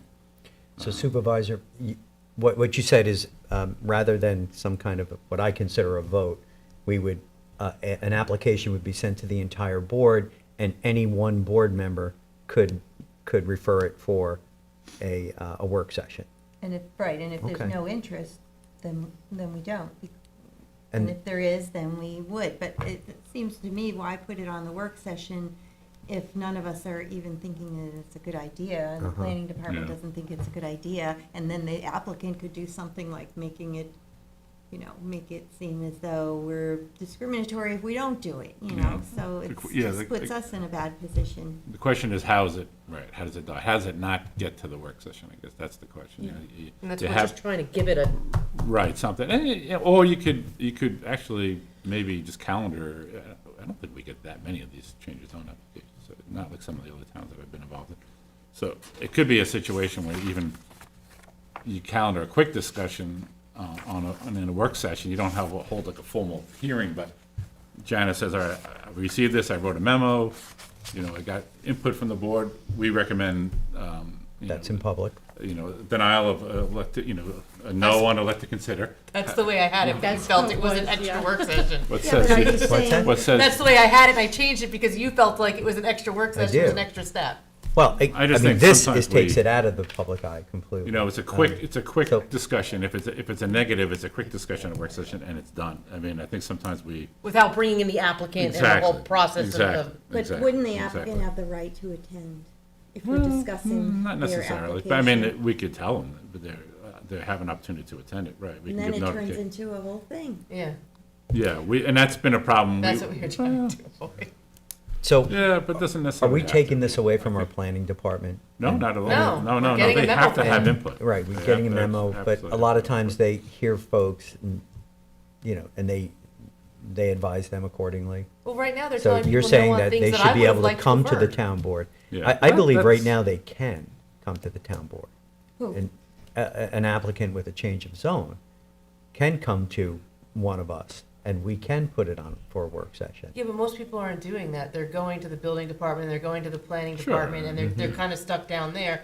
They don't in their minds know that the change of zone goes through the town board, and there's this whole, they're going there and they're showing them what they would like to do, and they're being right now advised, yeah, no, that's not gonna fly, but it's not coming from us. And I Or know that vice there's versa. things, I know that there's change of zone requests that have come to the planning department, that they've said, no, shouldn't happen. I would have liked to have heard more information on it. Well, I that's would a- have liked to have seen Yeah. the proposal. That's what it. So they the- are responding to some, or they're not Yes, responding but the to planning all? department is That's- responding without our input. Oh, Yeah, I that's thought kind of they an informal weren't process that responding happens at all, everywhere. and they were just building up down there. I mean, they're trying to save the applicants their time because we Right, don't right. have this Sure. process to Right, give right. them a window of being My done. Listen, sense is that those are meetings that are Yeah, happening yes, exactly, versus like a exactly. formal application right. submission. So Kinda they'll like a ask fact for find. meeting. There's people Yeah. meeting with planning staff Right, to right. see if they should Sure. should Right. submit an That happens application. day and night in every town in the country. But I think You know? because we that's don't have this appropriate. procedure and we don't have a way for it to get to Very us appropriate. in a quick way. They may not like the response. No. Yeah, right. But does it, But the planning, and I don't want to speak for Janice, she's in training right now, but, she did speak at the December 8th, 2022 work session, and she would tell you, she's happy to have those meetings, but she's not in a position to tell somebody they cannot make an right. application. She can give them her recommendation, but at Sure. the end of the day, she's not the town board, so she Sure. cannot, and she doesn't have the authority in this to tell somebody that they can't make an application. Of course not. And so that was a little bit of the issue as Yeah. well. I mean, the applicant has to bear some responsibility too. He's gonna either know the process to some degree or a proper representation, so people understand, the process. I mean, if you're serious about a project, then it's gonna be a multi-million, most change of zone applications are a multi-million-dollar project. You're gonna know the process, so you're gonna have proper representation that's got, who knows how to, prosecute a change of zone application. at one point, just for the public's edification, at what point does an application go before the planning board? The planning board? Correct. So for a change of zone application, after, assuming for the sake of this discussion and your Yep. question, if the town board approved a change of zone application, then it would go to the planning board for site plan approval. I'm assuming it's somewhat commercial in nature, including multifamily housing. It would go to the planning board for that review. Right. Now, I say that also with the caveat that because an applicant would need permits and approvals from the planning board will be an involved agency under SECRA. So during the town board's review of that change of zone application, the town board would very likely be the lead agency, and they would be referring that application board. to the planning board. So the planning board would be seeing it, but not for the sake of making a site plan Right. decision, for the Right. sake of weighing in from a SECRA perspective. Right, they're just making an adjudication and advising the board. Well, yeah, not even, just an advisory. A lot of recommendations, Right. a lot of what they would like to see, so that when it does come to the planning board for site plan, you know, some of their concerns are already addressed. Right. Because many of your change of zone applications are done legislatively, so you can just put some of those requirements, you know, right in the law as it relates to landscaping, lighting, roads, access, ingress, egress, you know, all those types of Got it. issues. Does that make sense? Yep, thank you. Have we ever considered, excuse me, Supervisor, have we ever considered changing our electric consider process? Because right now, it's a two-step it's arduous. It's a two-step application process. It takes years. And so, you know, we're doing this to try to streamline it, but, I mean, let's face it, it's adding another step, in my view. I just don't see it any other way. You know, perhaps we could incorporate this in the elect to consider to streamline that portion. I Or should be talking to the I'm board. really like looking to streamline the denials so that people aren't waiting through that whole process to get a denial. It's, Right. it's an in and out, like, no, like, Right. we're not even gonna put it on for a work session. Well, that's Right. my concern, is that we're saying no pretty quickly, and they're not getting their due diligence. Well, we're saying no pretty quickly based on if it's really out of whack with what the comprehensive plan says, Right. or it's spot zoning, clearly spot zoning, or. Strong recommendations of the Yeah, I planner. mean, that's when we're saying no, and it's just, we're not making them go through that Yeah, process right. of taking up a work session to have an applicant come in that we know, there's no way this is happening. Could actually save time. It Oh, could. yeah. For them, it'll save time, absolutely. Save time and resources for the applicant, too, no, clearly. Well, yeah, If it's entirely discretionary to, you know, approve something like that, then, but there are some restrictions, like we can't, right, there are things that we can't approve because it would be violation of the law. Yeah, so discretionary in terms of you set the criteria, you set your process. But also discretionary in that you do not have to consider or vote upon any change of zone application. So you could put into your code that we will not entertain, other than perhaps those brought forward by the town board on its own motion, we will not entertain any change of zone applications.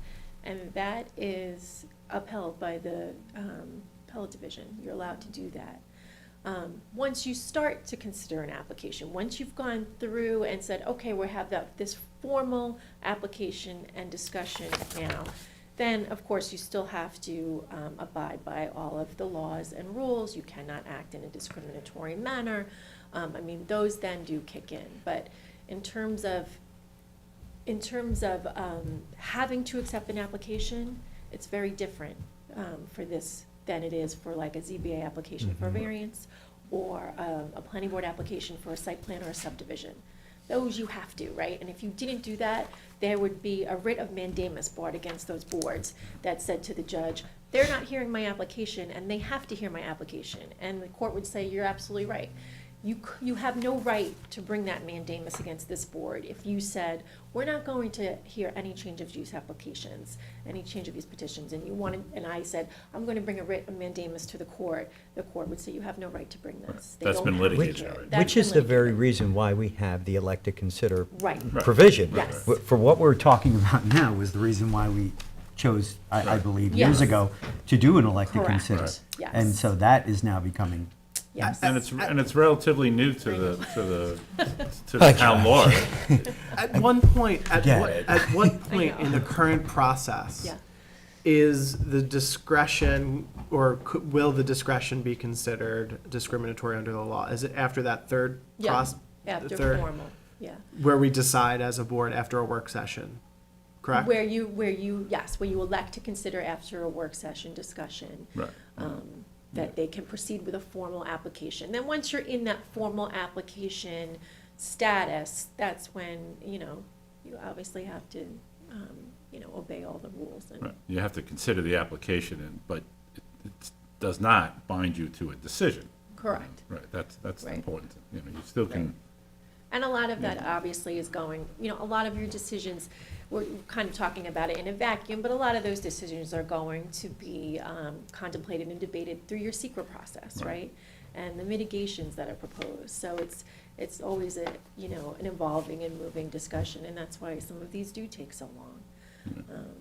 I think sometimes people, if the board does make the decision to elect to consider, some people might take that as, well, that's a nod towards approval, and Right. right, it's not. It's absolutely Yeah, not, right. absolutely not. But then you go down the road and they spend all the money on the Exactly. That's the risk. environmentals, and then the Right, board but that's feels the like, risk. oh, I That's guess the we risk should of an do applicant. something. Well, from an Things change. attorney's perspective, I do not believe that the board should feel that you are in any way, shape, or form obligated, Right. once somebody is filing a formal application, to grant that change Right. of zone petition. If it doesn't meet the Right. criteria, if the Right. secret impacts, the adverse secret impacts can't be can't be Right. mitigated, Right. you're in no way, shape, or form required to approve that. Right, But, most- you also can't act arbitrarily and capriciously. So, that's why each step is, we're careful, and we're here to guide you through that process.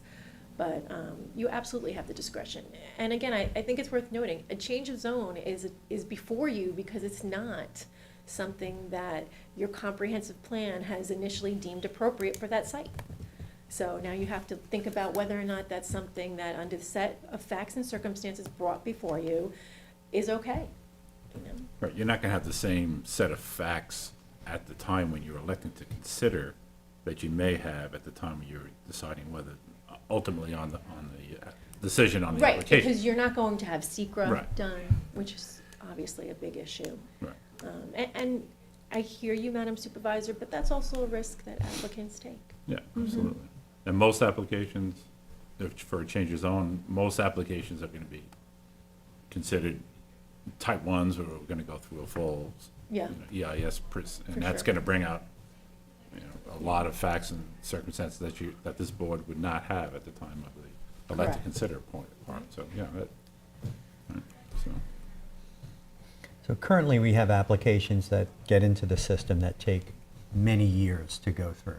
Many years, many board members, kind of we're in flux, and they're moving forward. That seems very, that's a lot to me. I really favor changing our current elect to consider process. I favor Yeah.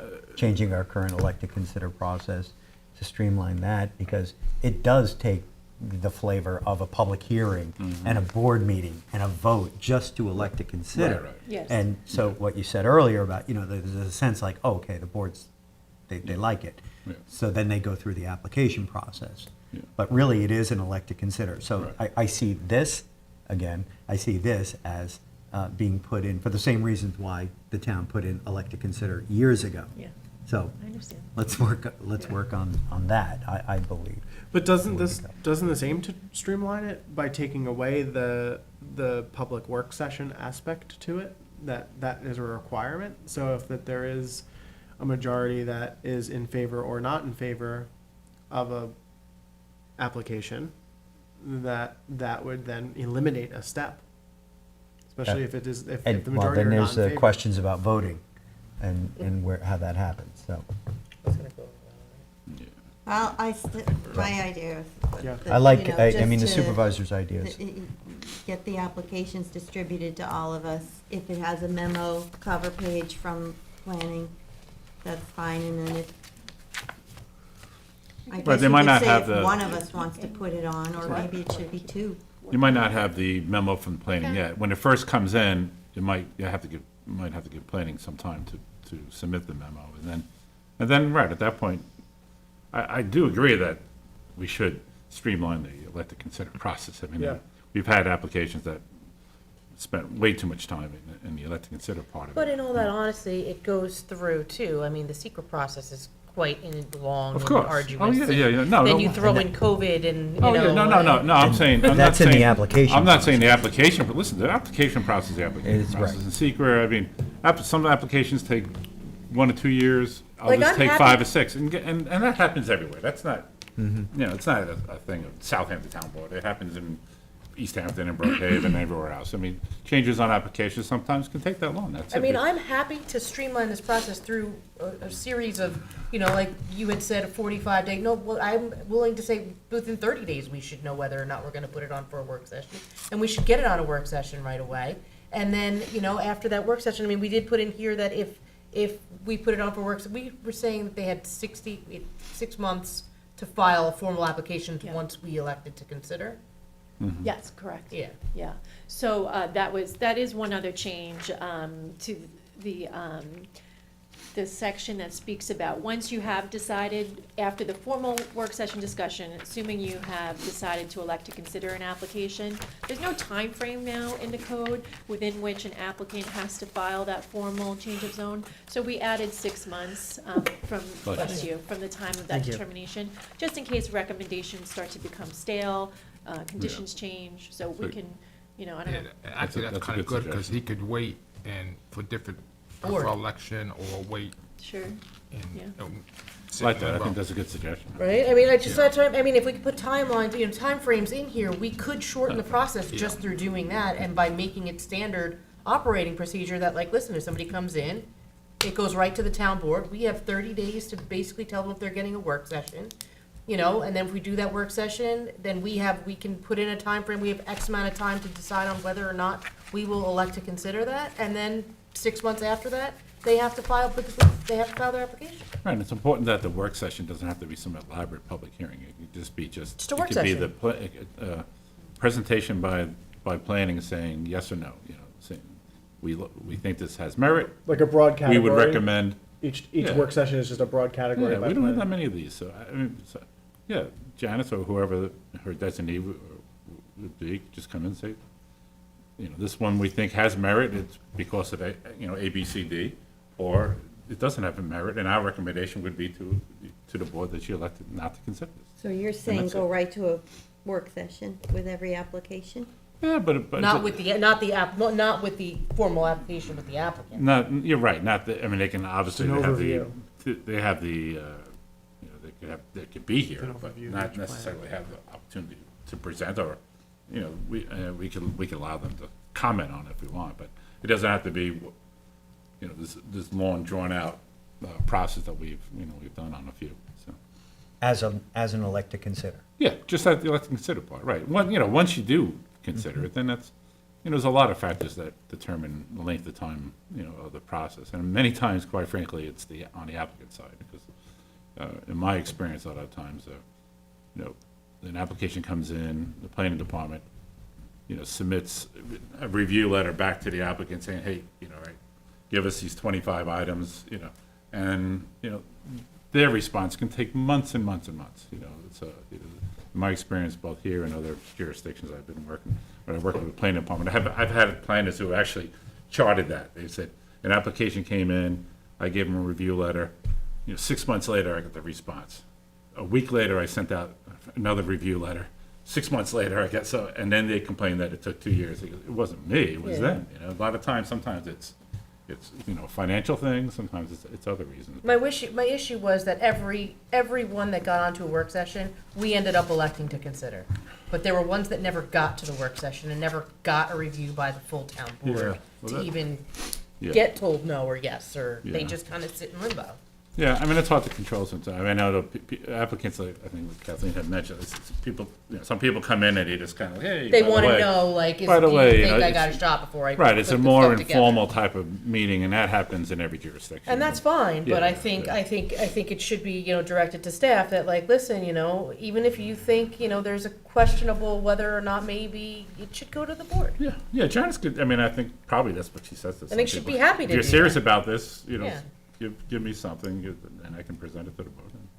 But that's interesting that everyone that came to you Was elected to resulted consider, in yes. an elect to consider. Yes. Because do you think you all felt, oh, okay, let's, oh, maybe we can fit this square peg in a round hole. Let's keep working to get. And this- there's some I think No. planning doesn't wanna put on for, doesn't wanna ask us to put it on for a work session because it doesn't fit the parameters at all. So I wanna give them a window to tell us, like, listen, this person wants to file an application and it does not fit the parameters at all. Can I basically tell them it's not happening?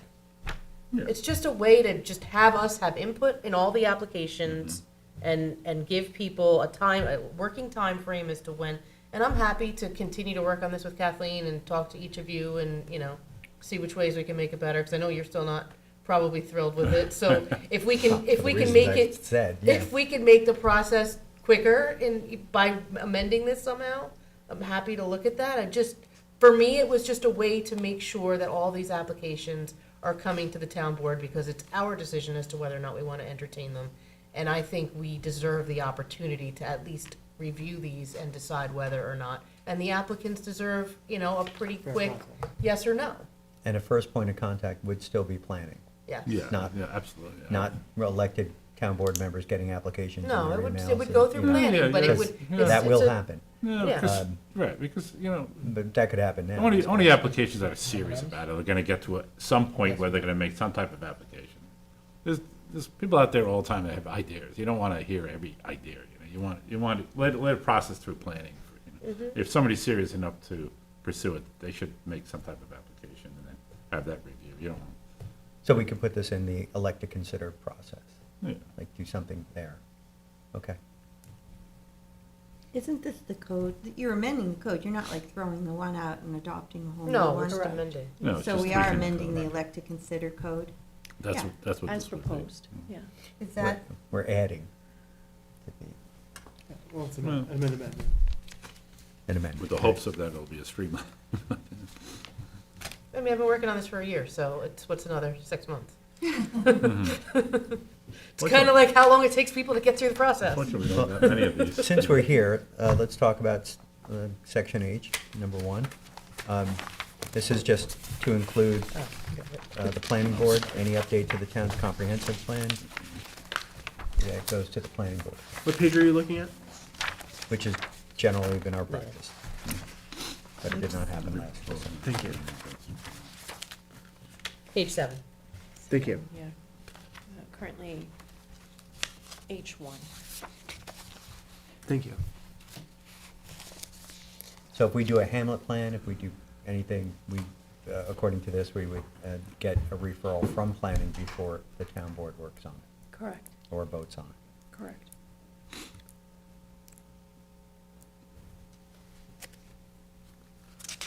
I mean, is 30 days enough for the planning board to have their meeting and discussion and a subsequent meeting?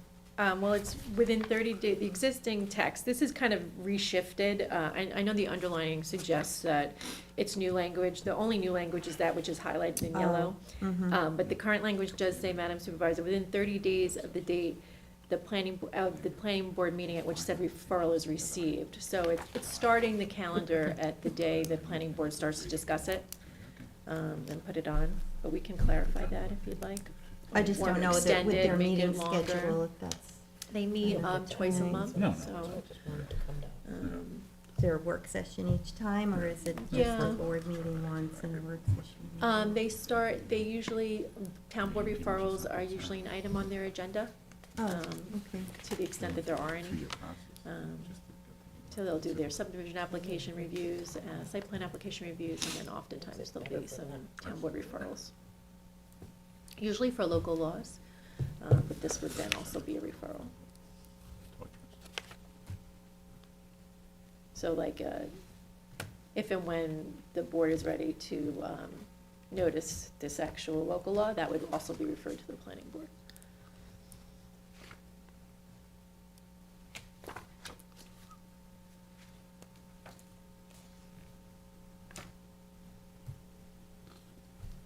So this is for a proposed change of zone and a change to the comprehensive plan. Correct, as it Right. relates to the referral, yeah. There's no other space in the code that Mhm. speaks to comp plan updates, so this was really. Right, that's always been the purview of the town board, and we could, Yeah.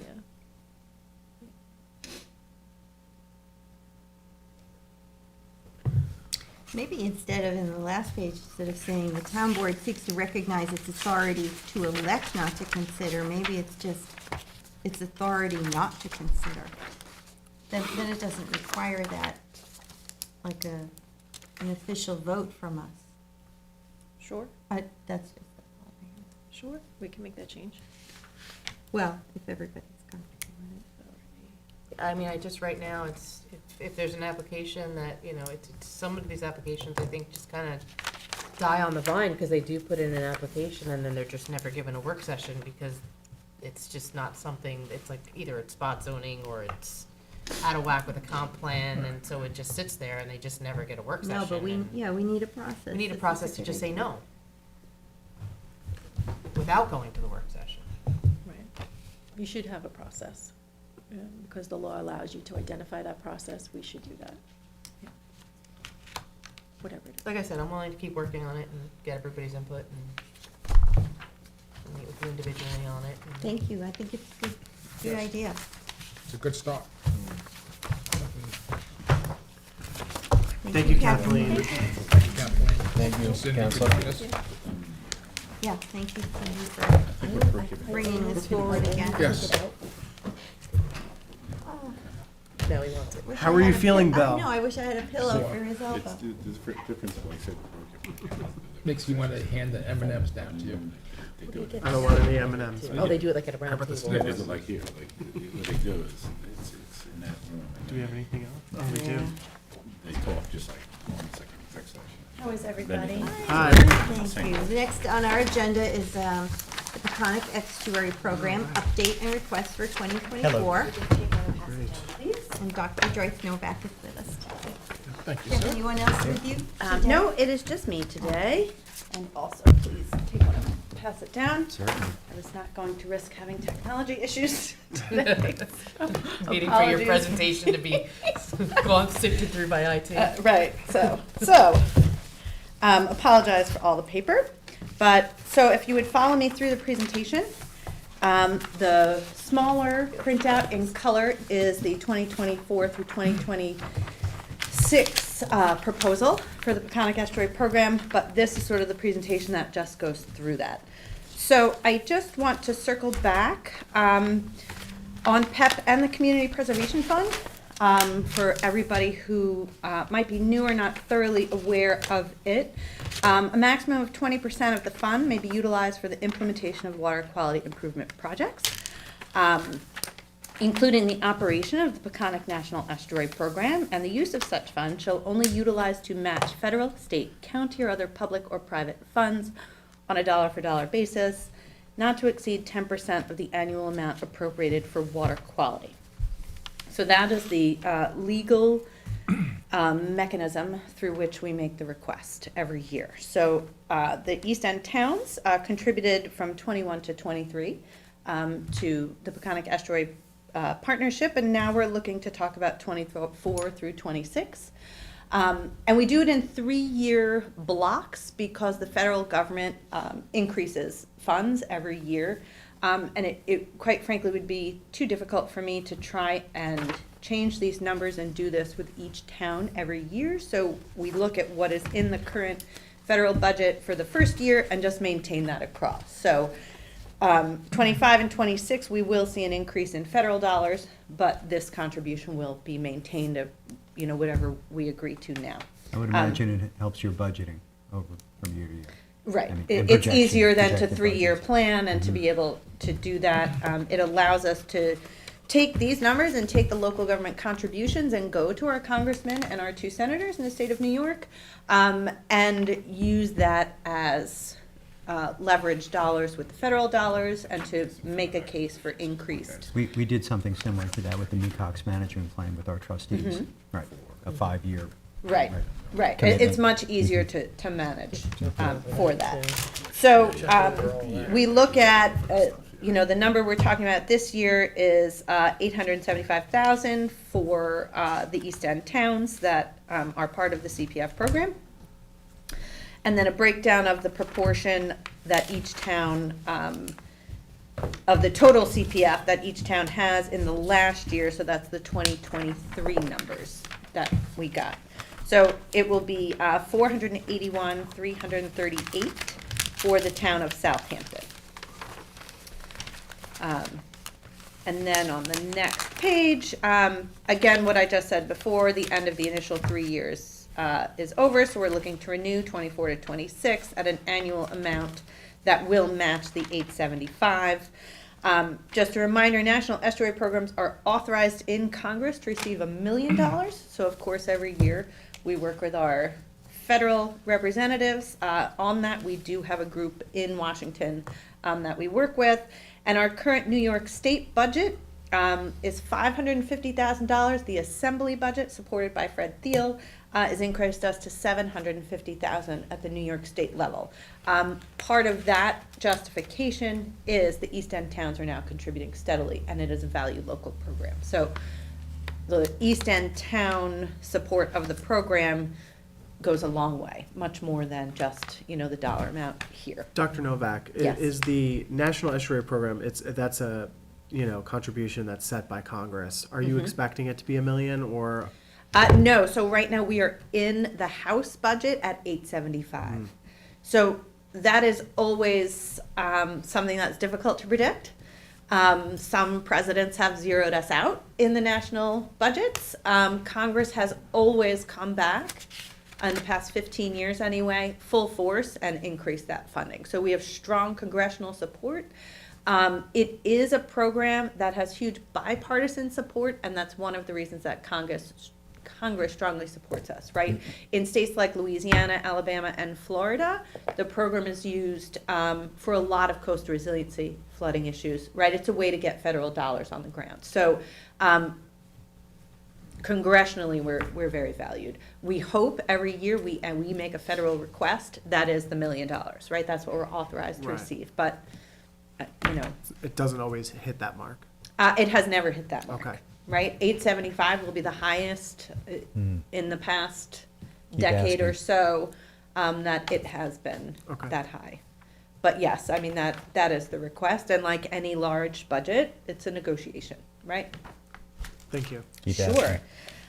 And just a little bit then about our total budget, to give you an idea. The 875 is, the local government then would be about 26%, with the state, if we maintain at the 750, which of course we don't know yet, would be about 22, and the federal contribution at 52%. We are still in the Infrastructure and Jobs Act funding that is coming locally. I'll talk a little bit about those programs soon. So for 5 years, our federal budget is much higher. We get an additional $900,000 annually for 5 years out of the Infrastructure and Jobs Act. So, and so for 2024, every year I come to you and discuss a proposed scope of work. And so that's what I will get into now in 2024, what we plan to do with this money. So there's funds that are for program office for the operational support of the program. And then we look to do implementation. This year, we will start with water quality reporting at $35,000. PEP currently funds out of its state and federal budgets about $500,000 of monitoring annually.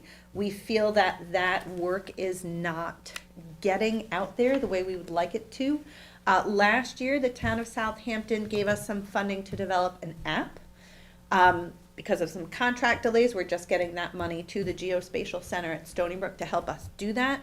But we want to use that app platform to now create a space to get all of this monitoring out there. We will be working with the Gobler Lab at Stony Brook University, and it will then include all of the work that the Gobler Lab is doing independently of us, which is pretty huge, and will then include some of that really highly relevant data from inside embayments, where we see a lot of the bigger problems. And so we're excited about that. But this will allow us to have the Gobler Lab really collate, do the work that needs to be done on the data, and put it into a reporting form. That's great. And what water bodies are you looking at specifically, just throughout the South Fork or generally speaking? So throughout the watershed, we use the South County data, which is the entire Peconics. When we move into the embayments, we currently have data for Bullhead Bay. We have data for 3 Mile Harbor. We have data for Flanders. And this will allow us to also tap into some of the work that Chris Gobler is doing with the trustees in East Hampton and Southampton. So That's great. it will also include all of those locations also. Would that include Sag Harbor, the Harbor Committee? Yes. We've been contributing to that for the past 6 Yep, years. it so will that's a- include Sag Harbor, it will include longitudinal. North Haven, it will include, And the historic numbers? well. There's data available. There's but I data guess- available, Mhm. and so this is really gonna focus on an annual report, and so not necessarily looking at all of the historical data, but what we do in our reporting is usually a summary page. We will have to talk with the Gobler Lab about the best way to do that, right? You know, that is a detail that sometimes it's difficult if you have different data from different sources to be able to use them together for reporting. So if we're looking to report on the Peconic, we'll have to talk about what that looks like. What does IDC stand for? That's the indirect rate. We are fiscally hosted at Stony Brook University. That is they collect a 26% indirect rate on staff and supply and program office costs to house us as a national estuary program. Okay. I will say that the town of East Hampton has a rule that the IDC cannot exceed 10%, and the university has to honor that because that is the rule that the town has made. For us, it is 26%. Okay. Okay, does anybody have any questions about the water quality?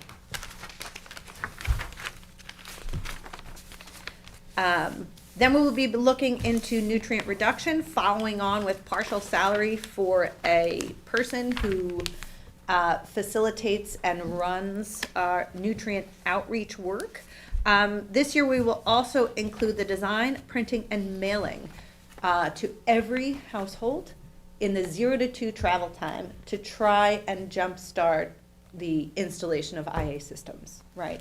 I think the county program is falling behind for several issues that are now resolved, but there was a delay, right, in homeowners really accessing all of the money that's out there. We want to help the county, we want to help the towns be able to really utilize some of these grant programs that are out there. I will also say that using some of our Infrastructure and Jobs Act money, we are giving money directly to Suffolk County to further support homes in the low middle income bracket for maintenance of installed systems. So there are some homeowners that were part of the initial program that includes 3 years of maintenance, and they're coming to the end of that. So Suffolk County has those funds and is developing a way to get that money out to these homeowners now and communicate with them that that is there for another 3 years of maintenance, which is what we're looking to fund for LMI households. It is a pilot. If that goes well, we will have discussions about continuing that or broadening the circle to other home, not just people in the LMI bracket, but if that's something that the county can run effectively and that's a good use of funds for them to get people to sign up to this program, we would be happy to further support that. Great. Does anybody have any questions on the nutrient reduction? And then we go into, we're furthering on eelgrass work. The last year that Southampton funded work for us, it included some eelgrass work. I have a little bit later just a quick review of what some of that was. The aerial flyover that was due to happen last year to identify beds was delayed because of the Canadian wildfires. So here we are, we're about to start that again. So at the end of this year, we will have really good data delineating where the beds are. And then we want to move forward with wildlife interaction. We'll be working with the New York Marine Rescue Center to look at sea turtle interactions and tracking post-release movement patterns of them. We're very excited about this. It's quite more of a common place to track wildlife on terrestrial systems and in other places. DEC carries out fisheries work. There's not really a lot of data on the sea turtles, and it's very difficult to track them. So we're excited to see that interaction with eelgrass beds. We know it's happening, and we are really hoping to use that as a metric. DEC, there's a New York State legislation from 11 years ago that requires the DEC to create eelgrass management areas. And they are still in the process of doing that. We have brought them into the fold to hope that we can help them create metrics to make those decisions in a timely fashion. And one of those metrics might be sea turtle interaction, prioritizing areas. Does anybody have any questions about that? And this is, apologies, it is not in color. I have disseminated to Jackie the presentation where all of this is in color and you can better see it, but this is the map of the Peconics with just a handful of tags that have gone out with sea turtles on the east end. You will see there is one western in the Peconics, and it's fairly, the thought is they're using much more of the Peconics, we just don't know yet, right? And we'd like to find that out, where they're going. And who doesn't want to see a baby sea turtle with a tag on its back? I've seen them up there, You've seen them up there? Yeah. as far as up past Jessup's. Yeah, and that's, there's been observational data, there's been anecdotal data, but we haven't really had a chance to put that together with data we can use to present to the state. So we're excited to be able to do that. So 2023 in review, just sort of I can come back and give a more thorough update of the program in general, but I just wanted to give some brief updates on the 2023 work that was funded by the town. We did have some contracting delays, so some things are a little bit late to start, but we certainly started the larger eelgrass planning and project that we are looking to do. We have 30 years of historical data that needed to be collated, put together. I've taken together how we've started to sort of go about this with the Geospatial Center using Bullhead Bay as an example. We're overlaying land use data, we're overlaying the nitrogen data that we have. We're looking at density parcel by parcel. All of these things, of course, contribute to what's going into the water. And then we're overlaying where we have our hardened shorelines, where aquaculture exists. And putting this all together in a tool that towns, harbor committees, trustees will be able to use to make planning decisions. Additionally, we have $15,000 from a different funding source in our banks to purchase buoys and to purchase conservation moorings. We very much feel that we need the aerial data of where the beds are to delineate. We do not want to have a situation where somebody says, I know eelgrass is over here, let's put the buoys here. There is a lot of anecdotal information. There are people that throughout the course of their work dive in the water and can identify where beds are, but that doesn't give us the extent of the bed. And if we're gonna put buoys up, we really wanna know what those extents are. So we have them, we're ready to pay for them, but we're hesitating until we have the aerial flyovers and the delineation of the beds. We know that there are some towns and villages that are under pressure to increase conservation, to increase mooring fields, to increase use of these areas. But I don't want, it's no small feat to put a mooring, a conservation mooring in the ground. And they're not something that can be taken out seasonally. Mm-hmm. So we really want to get it right for where they go.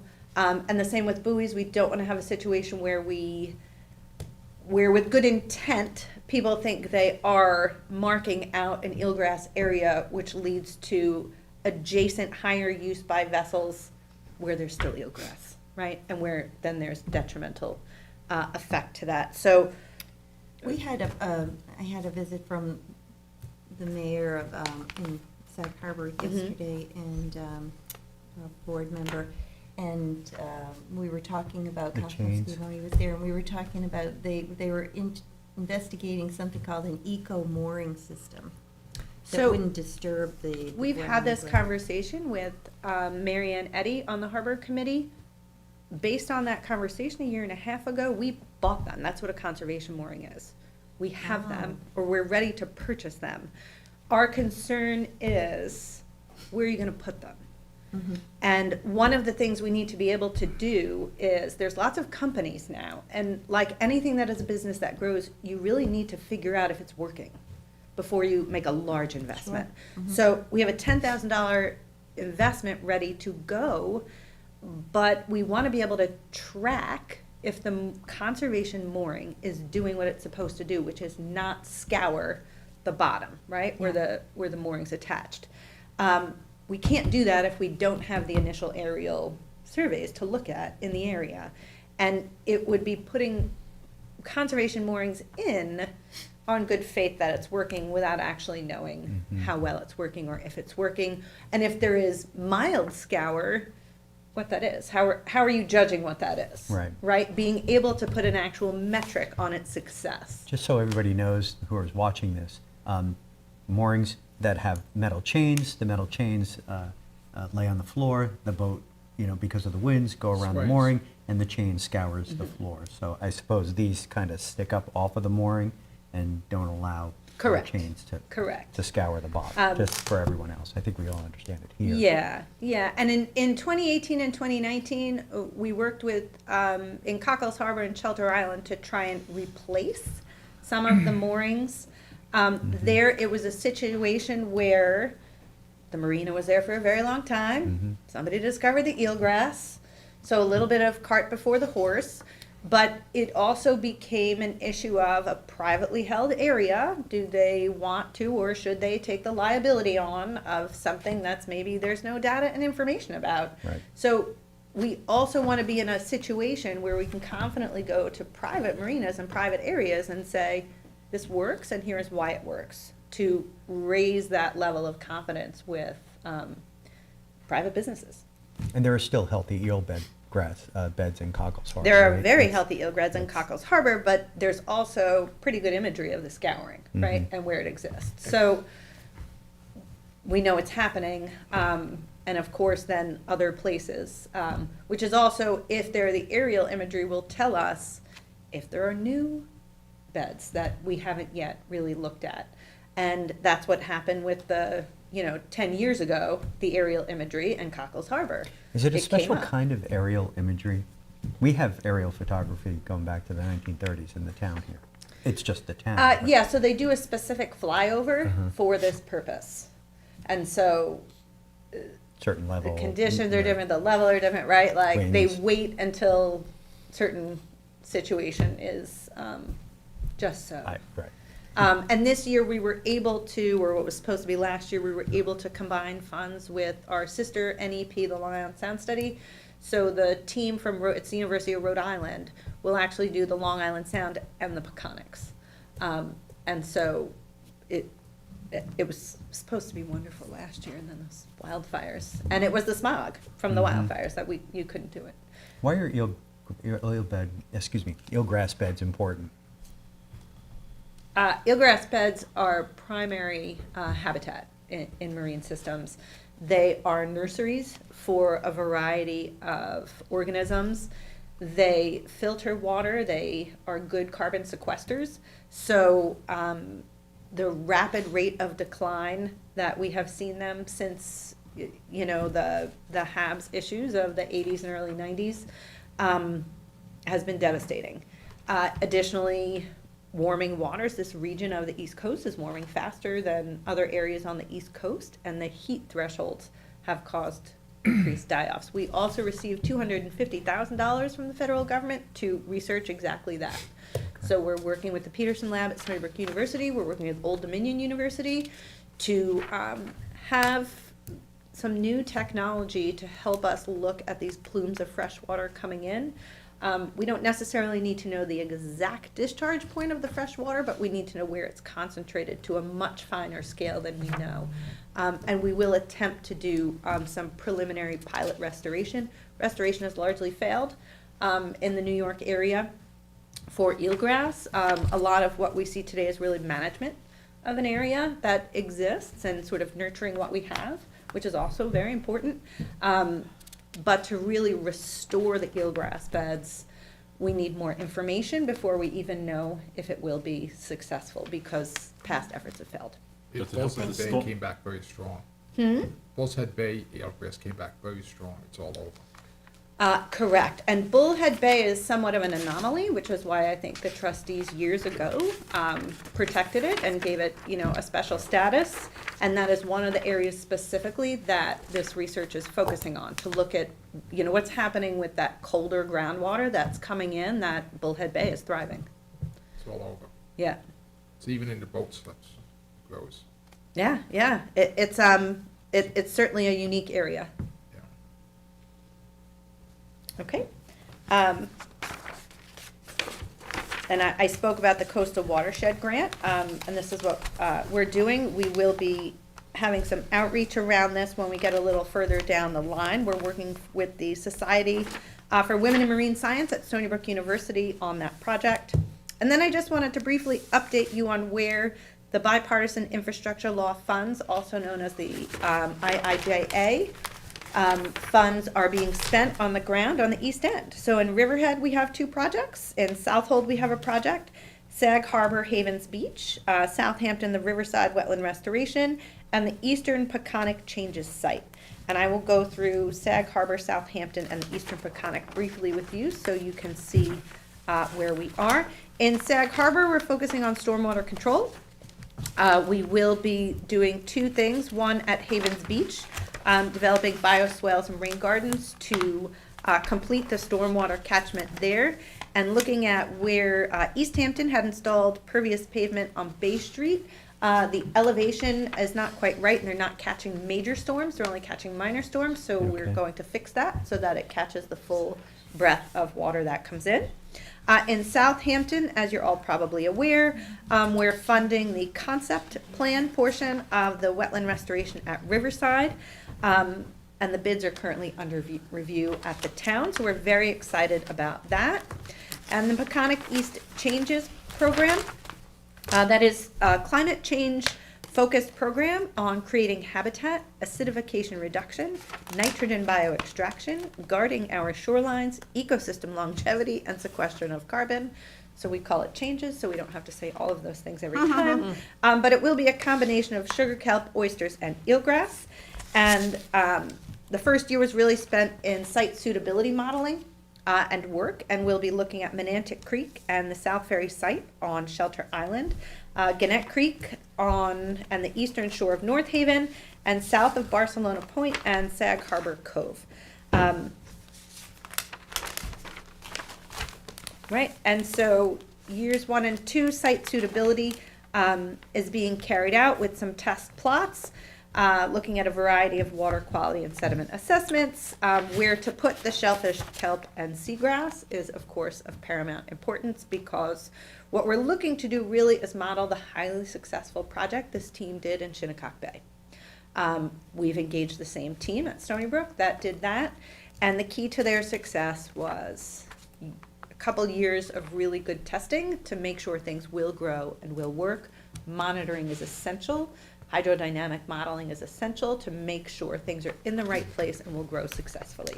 So that is what we're doing. We have hired a second outreach person who will be coordinating the outreach for this site. So you will all, and she is working actually in the next 2 weeks with the team in the field. There is kelp in that has started, that is growing, and she will be organizing meetings for town boards of these towns and trustees of these areas, so that they can, if they want to, come out, talk to the team, find out what's going on. And then she will reach out to community groups. With respect to kelp, have you been working with the Shinnecock Nation's kelp farmers on some of that work? Or? So for this work, no. This is with the Stony Brook team. Okay. Generally, I'm not allowed to do work outside of the watershed. Right. We did, using federal dollars, fund the Shinnecock Nation $25,000 to start doing some preliminary work for kelp in the Peconics. Help them do some site suitability and some sort of preemptive work to lay the groundwork to do that. And because they do their work in Shinnecock Bay, it's outside of the It's estuary. outside of the watershed, and I am not allowed to spend money outside of the watershed. We have done work with the Shinnecock on other things. We've done climate ready assessments with them where we have included the whole geographical footprint of the nation. But in general, that is not, that's a restriction on the dollars. But they do have some property on the water in the. They do. They do Yes. have property on the water in the Peconics. And that is the area where they had asked, under the mini grant that we gave them, to do some site assessment and a quality assurance plan and sort of get the ball rolling for them to also do work there. Cool. And that's it. The IA support for LMI households, I already spoke about. That is also with our BIL funds. And just a reminder, we have 2 online tools that are a parcel by parcel assessment that we would like to sort of gauge with our towns. We're at the point where we are talking about how to update these so they're even more useful. And one of them is the Critical Lands Protection Strategy, which allows you to look parcel by parcel for parcels that will be affected by inundation, sunny day flooding, groundwater levels, and marsh migration, right? So looking to preserve parcels that are maybe not on the water, but will be affected in the coming decades, and that might be areas of interest to preemptively purchase for this purpose. The town of Southold is mapping their coastline. Is that part of this program? or- So this has been in existence for 4 years.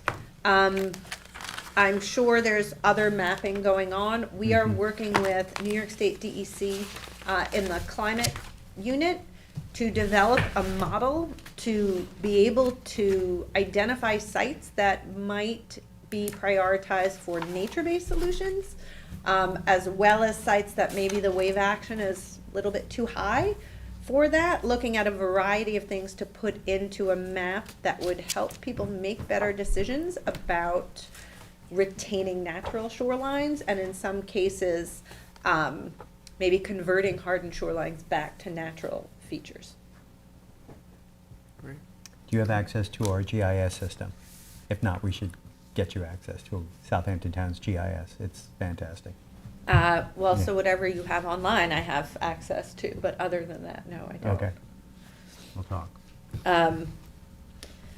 And so there's also a nitrogen best management practice tool, which has 8 different categories. Again, parcel by parcel information on a cost benefit analysis of various installations to reduce nitrogen.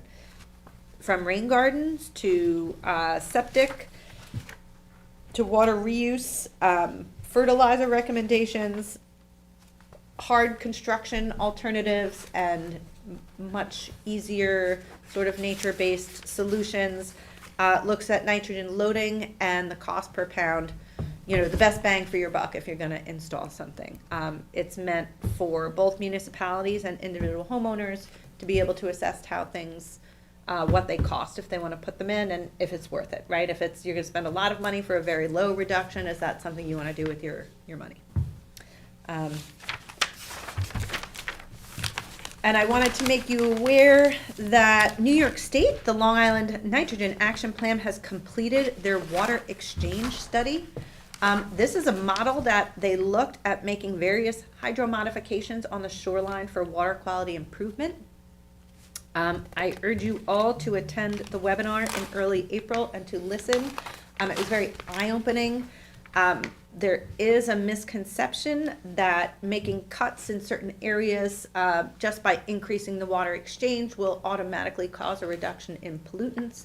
And while this often has a very localized effect, in none of the cases that they looked at did it have a wider water quality improvement in the whole system. So again, as we look at projects that potentially cost a lot of money, what's the bang for your buck with these types of projects? And lastly, the Shoreline Adaptation Initiative. This is a partnership we have with Sea Grant. All of the East End towns have been engaged in this. We really want to get at what are the barriers to both installing nature-based solutions, getting things permitted, opening communication between state and local government and trustee on a permitting level, hoping that we can help all of those entities find a way forward, so that we're working together. And not that people can go to one person for a permit that's then denied by another person or vice versa, and creating some of the situations we're seeing now that put everybody in very complicated and complex situations. You know, we think that just like pollution reduction, source reduction is the number one thing you can do, retaining that natural shoreline is also the best thing you can do, right? One person puts up a bulkhead, it's a domino effect. In And- Southampton town, it's against law to put a bulkhead up unless it's already one there. Right, No new bulkheads. right. We're And- doing a lot of living shorelines. Right. But also having the conversation of what living shorelines are successful and where. That's what they're doing now. And that's often very It's a learning complex. curve. It is a curve. We have spent, as an organization, an enormous amount of money on living shoreline projects that failed. So what can we learn from those failures? How can we move that forward, and how can we communicate that so that we're not in this situation where the public says, oh, that's not gonna work, I saw it not work over here. We really need to move past that and to get to a place where, again, we can say, this is an appropriate solution here. And this one over here probably won't work. I mean, Different sediment positions. transport is extremely important. And the water Wave flows. action, yep. The hydrodynamics of the area, all very important.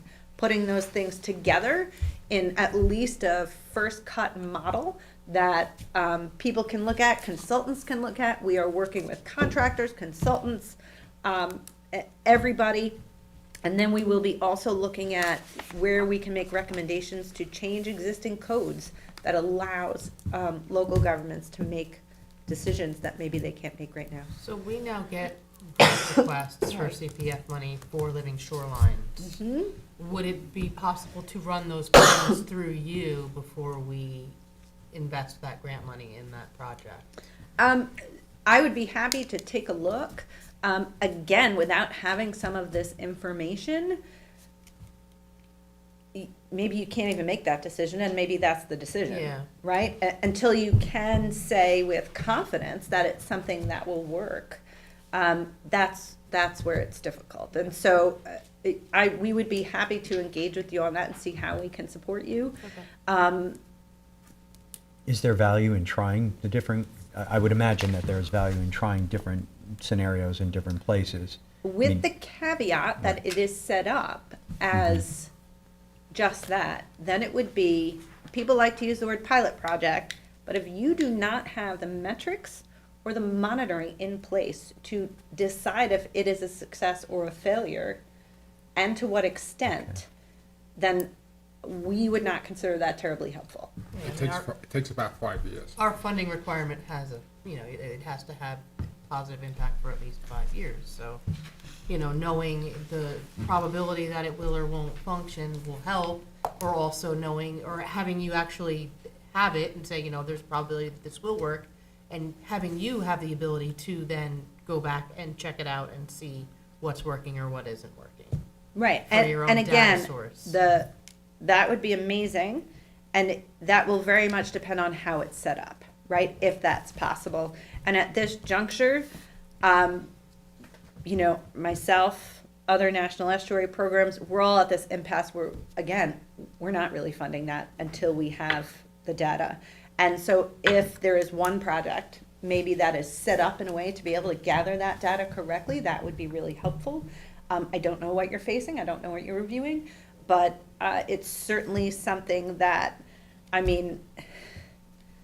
if somebody's going to tell me they're gonna put juvenile oysters in the water and that's gonna make a reef, and that reef is gonna be successful, there was a very large New York State funded initiative about shellfish, and survivability is less than 1% on that. So I want to know what size those shellfish are before you're putting that.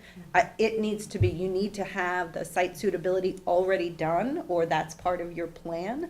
And those are very expensive things to do, and that's where people run into problems, right? That where the currents are and where the water's moving and then where the sediment's moving and what's adjacent to it. And is this an area that shellfish or kelp or whatever you're proposing has lived or has not lived? Or, putting sediment and planting grass, most examples we've seen that washes out. So what are the conditions that exist there that might be different for a project to nurture that type of environment?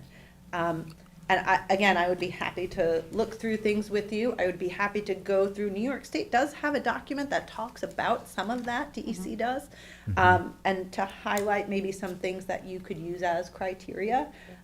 It is such a new area, and we hear, especially at a state level and from all of our trusted partners, that we want nature-based solutions, and that is true.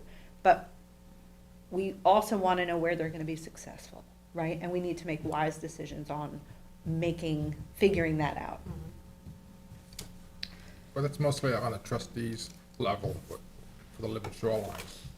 And they actually were, I was a trustee last year. In the end of last year, we were looking to hire outside counsel consultant to help us with the living shoreline. Because a lot of people want to go that way, low salt bulkheads. Right, so low silt bulkheads are something that's been used in the town of Southold too for a while. And there is some success there in the upper creeks. And again, it depends on where you want to put it. All of those, it's the conditions that will dictate if things are okay. And most of the time, communities and homeowners want to do the right thing, right? So they're trying to find a way to do that. And so, yeah, again, I'd be happy to sit down with your team to see what you have and what's being proposed. And there's also some information out there that might be able to help, make those decisions. And some of this will be talked about in the shoreline adaptation group. This is exactly what the shoreline adaptation group is getting at. Right. Right? Okay. So we have We a member have- of our planning department as part of that. Yes, Janice, yes. Southampton is very involved, and trustees are involved. So, and that is, we're hoping to make it Peconic-wide and have that level of engagement. Very good. That's it, I'm done. Did I take up too much time? No. It was a lot. Interesting. Thank you, you. Dr. Novak. Does Yeah. anybody have any other questions? Good. Thank you for coming. Thank you for having me, and again, Jackie has the presentation in color, which is much nicer than the black and white. Very good. Alas. Thank you. Thank you very Thank you. much. Thank you. Have a nice afternoon. You too. We're not gonna have a nice afternoon. Does anybody have any updates? We're not having a nice afternoon. So, Yeah, I do. All right. This weekend, the Youth Bureau is sponsoring a trip to Albany with Youth and Government YMCA. We have 12 kids from Southampton Town and 3 of our employees going up, going to meet 750 kids from all over the state of New York and debate bills on the floor of the Assembly and the Senate in Albany. Very cool. I'm proud of them. I'll let you know how they do. 7 people on Friday. Thank you. Thank you. Councilman Scavone. Yeah, these are the government wonky kids who meet up in Albany. It's funny. They're great. That'll be The fun. people who I look forward to working for. Good. We had a meeting yesterday with the some members of the Shinnecock Tribal Council, and Brian Polite came, and Bianca Collins, and some other members, as well as their engineers, and we met with Councilwoman McNamara, and our town attorney Jim Burke was there also. And it was a pretty productive conversation, I would say. We talked about meeting with the Department of Transportation and to discuss possible access on off the highway rather than Newtown Road. And we talked about having the nation come in and meet with the planning department to go through what they have as plans. And we also learned that there's going to be oral arguments today on the case for Tomorrow the, morning, yeah. Tomorrow morning, yeah. oh, tomorrow morning, Yeah. yeah, tomorrow morning for the case Well, involving tomorrow the sometime, monument. So, Great. Thank you for your leadership on yeah, that. no, I'm Yes. glad to do it, and very collaborative. Would you agree? Very much so, yeah. Also, I wanted to let people know that we have a new information guide that was created that includes the new town board members, relocated departments' phone numbers, operating hours, beach locations, and QR codes for easy access to our website and online services. And we believe this is a great town tool to educate the public and hopefully assist them in completing their business within the town. With the onset of summer, we look forward to welcoming all residents and visitors with this information guide. And please distribute them to your constituents that visit your departments. They should cut down on some inquiries for phone numbers and hours of operation. Thanks to the CRC for putting that together. It looks nice. Not really. I just, what I was gonna say is that, Cindy and I, we have a Hampton Bays CAC meeting tonight. We'll be, talking to them about a couple of matters. We'll talk about Bel Air, the update there. We'll talk about Best, where we're at with that. So we hope for a productive discussion with the CAC today. Mm-hmm. Good. I just have a few things. Habitat for Humanity is once again collecting reusable household items at the North Sea and Hampton Bays transfer station. That started this week. North Sea collection will be on Wednesdays from 10 to 2. Hampton Bays will be from Fridays from 10 to 2.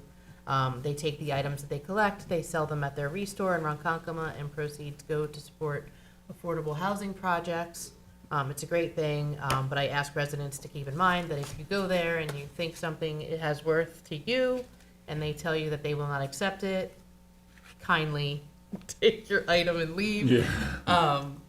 They have the final say on what they will take and what they won't, and you're at the transfer station, so you do have the ability to dispose of it there. Hometown Heroes Banners program is kicking off. The deadline for banners is April 15th. I am hosting the Great East End Cleanup, April 27th and 28th. You can register online. We are supplying garbage bags and disposal passes for the transfer station, and you need to register by Wednesday, April 24th. Great. Oh, and then isn't there something tomorrow morning for the veterans? There is a veterans ceremony at Hampton Bays Elementary School tomorrow at 9:30. Yes. All right, thanks, everyone. Thank you. I move to close the meeting. Second. And go into executive session Second. for acquisitions, confidential legal advice, litigation, and personnel. Second. All in favor? Aye. Aye. Bring your sleeping bag.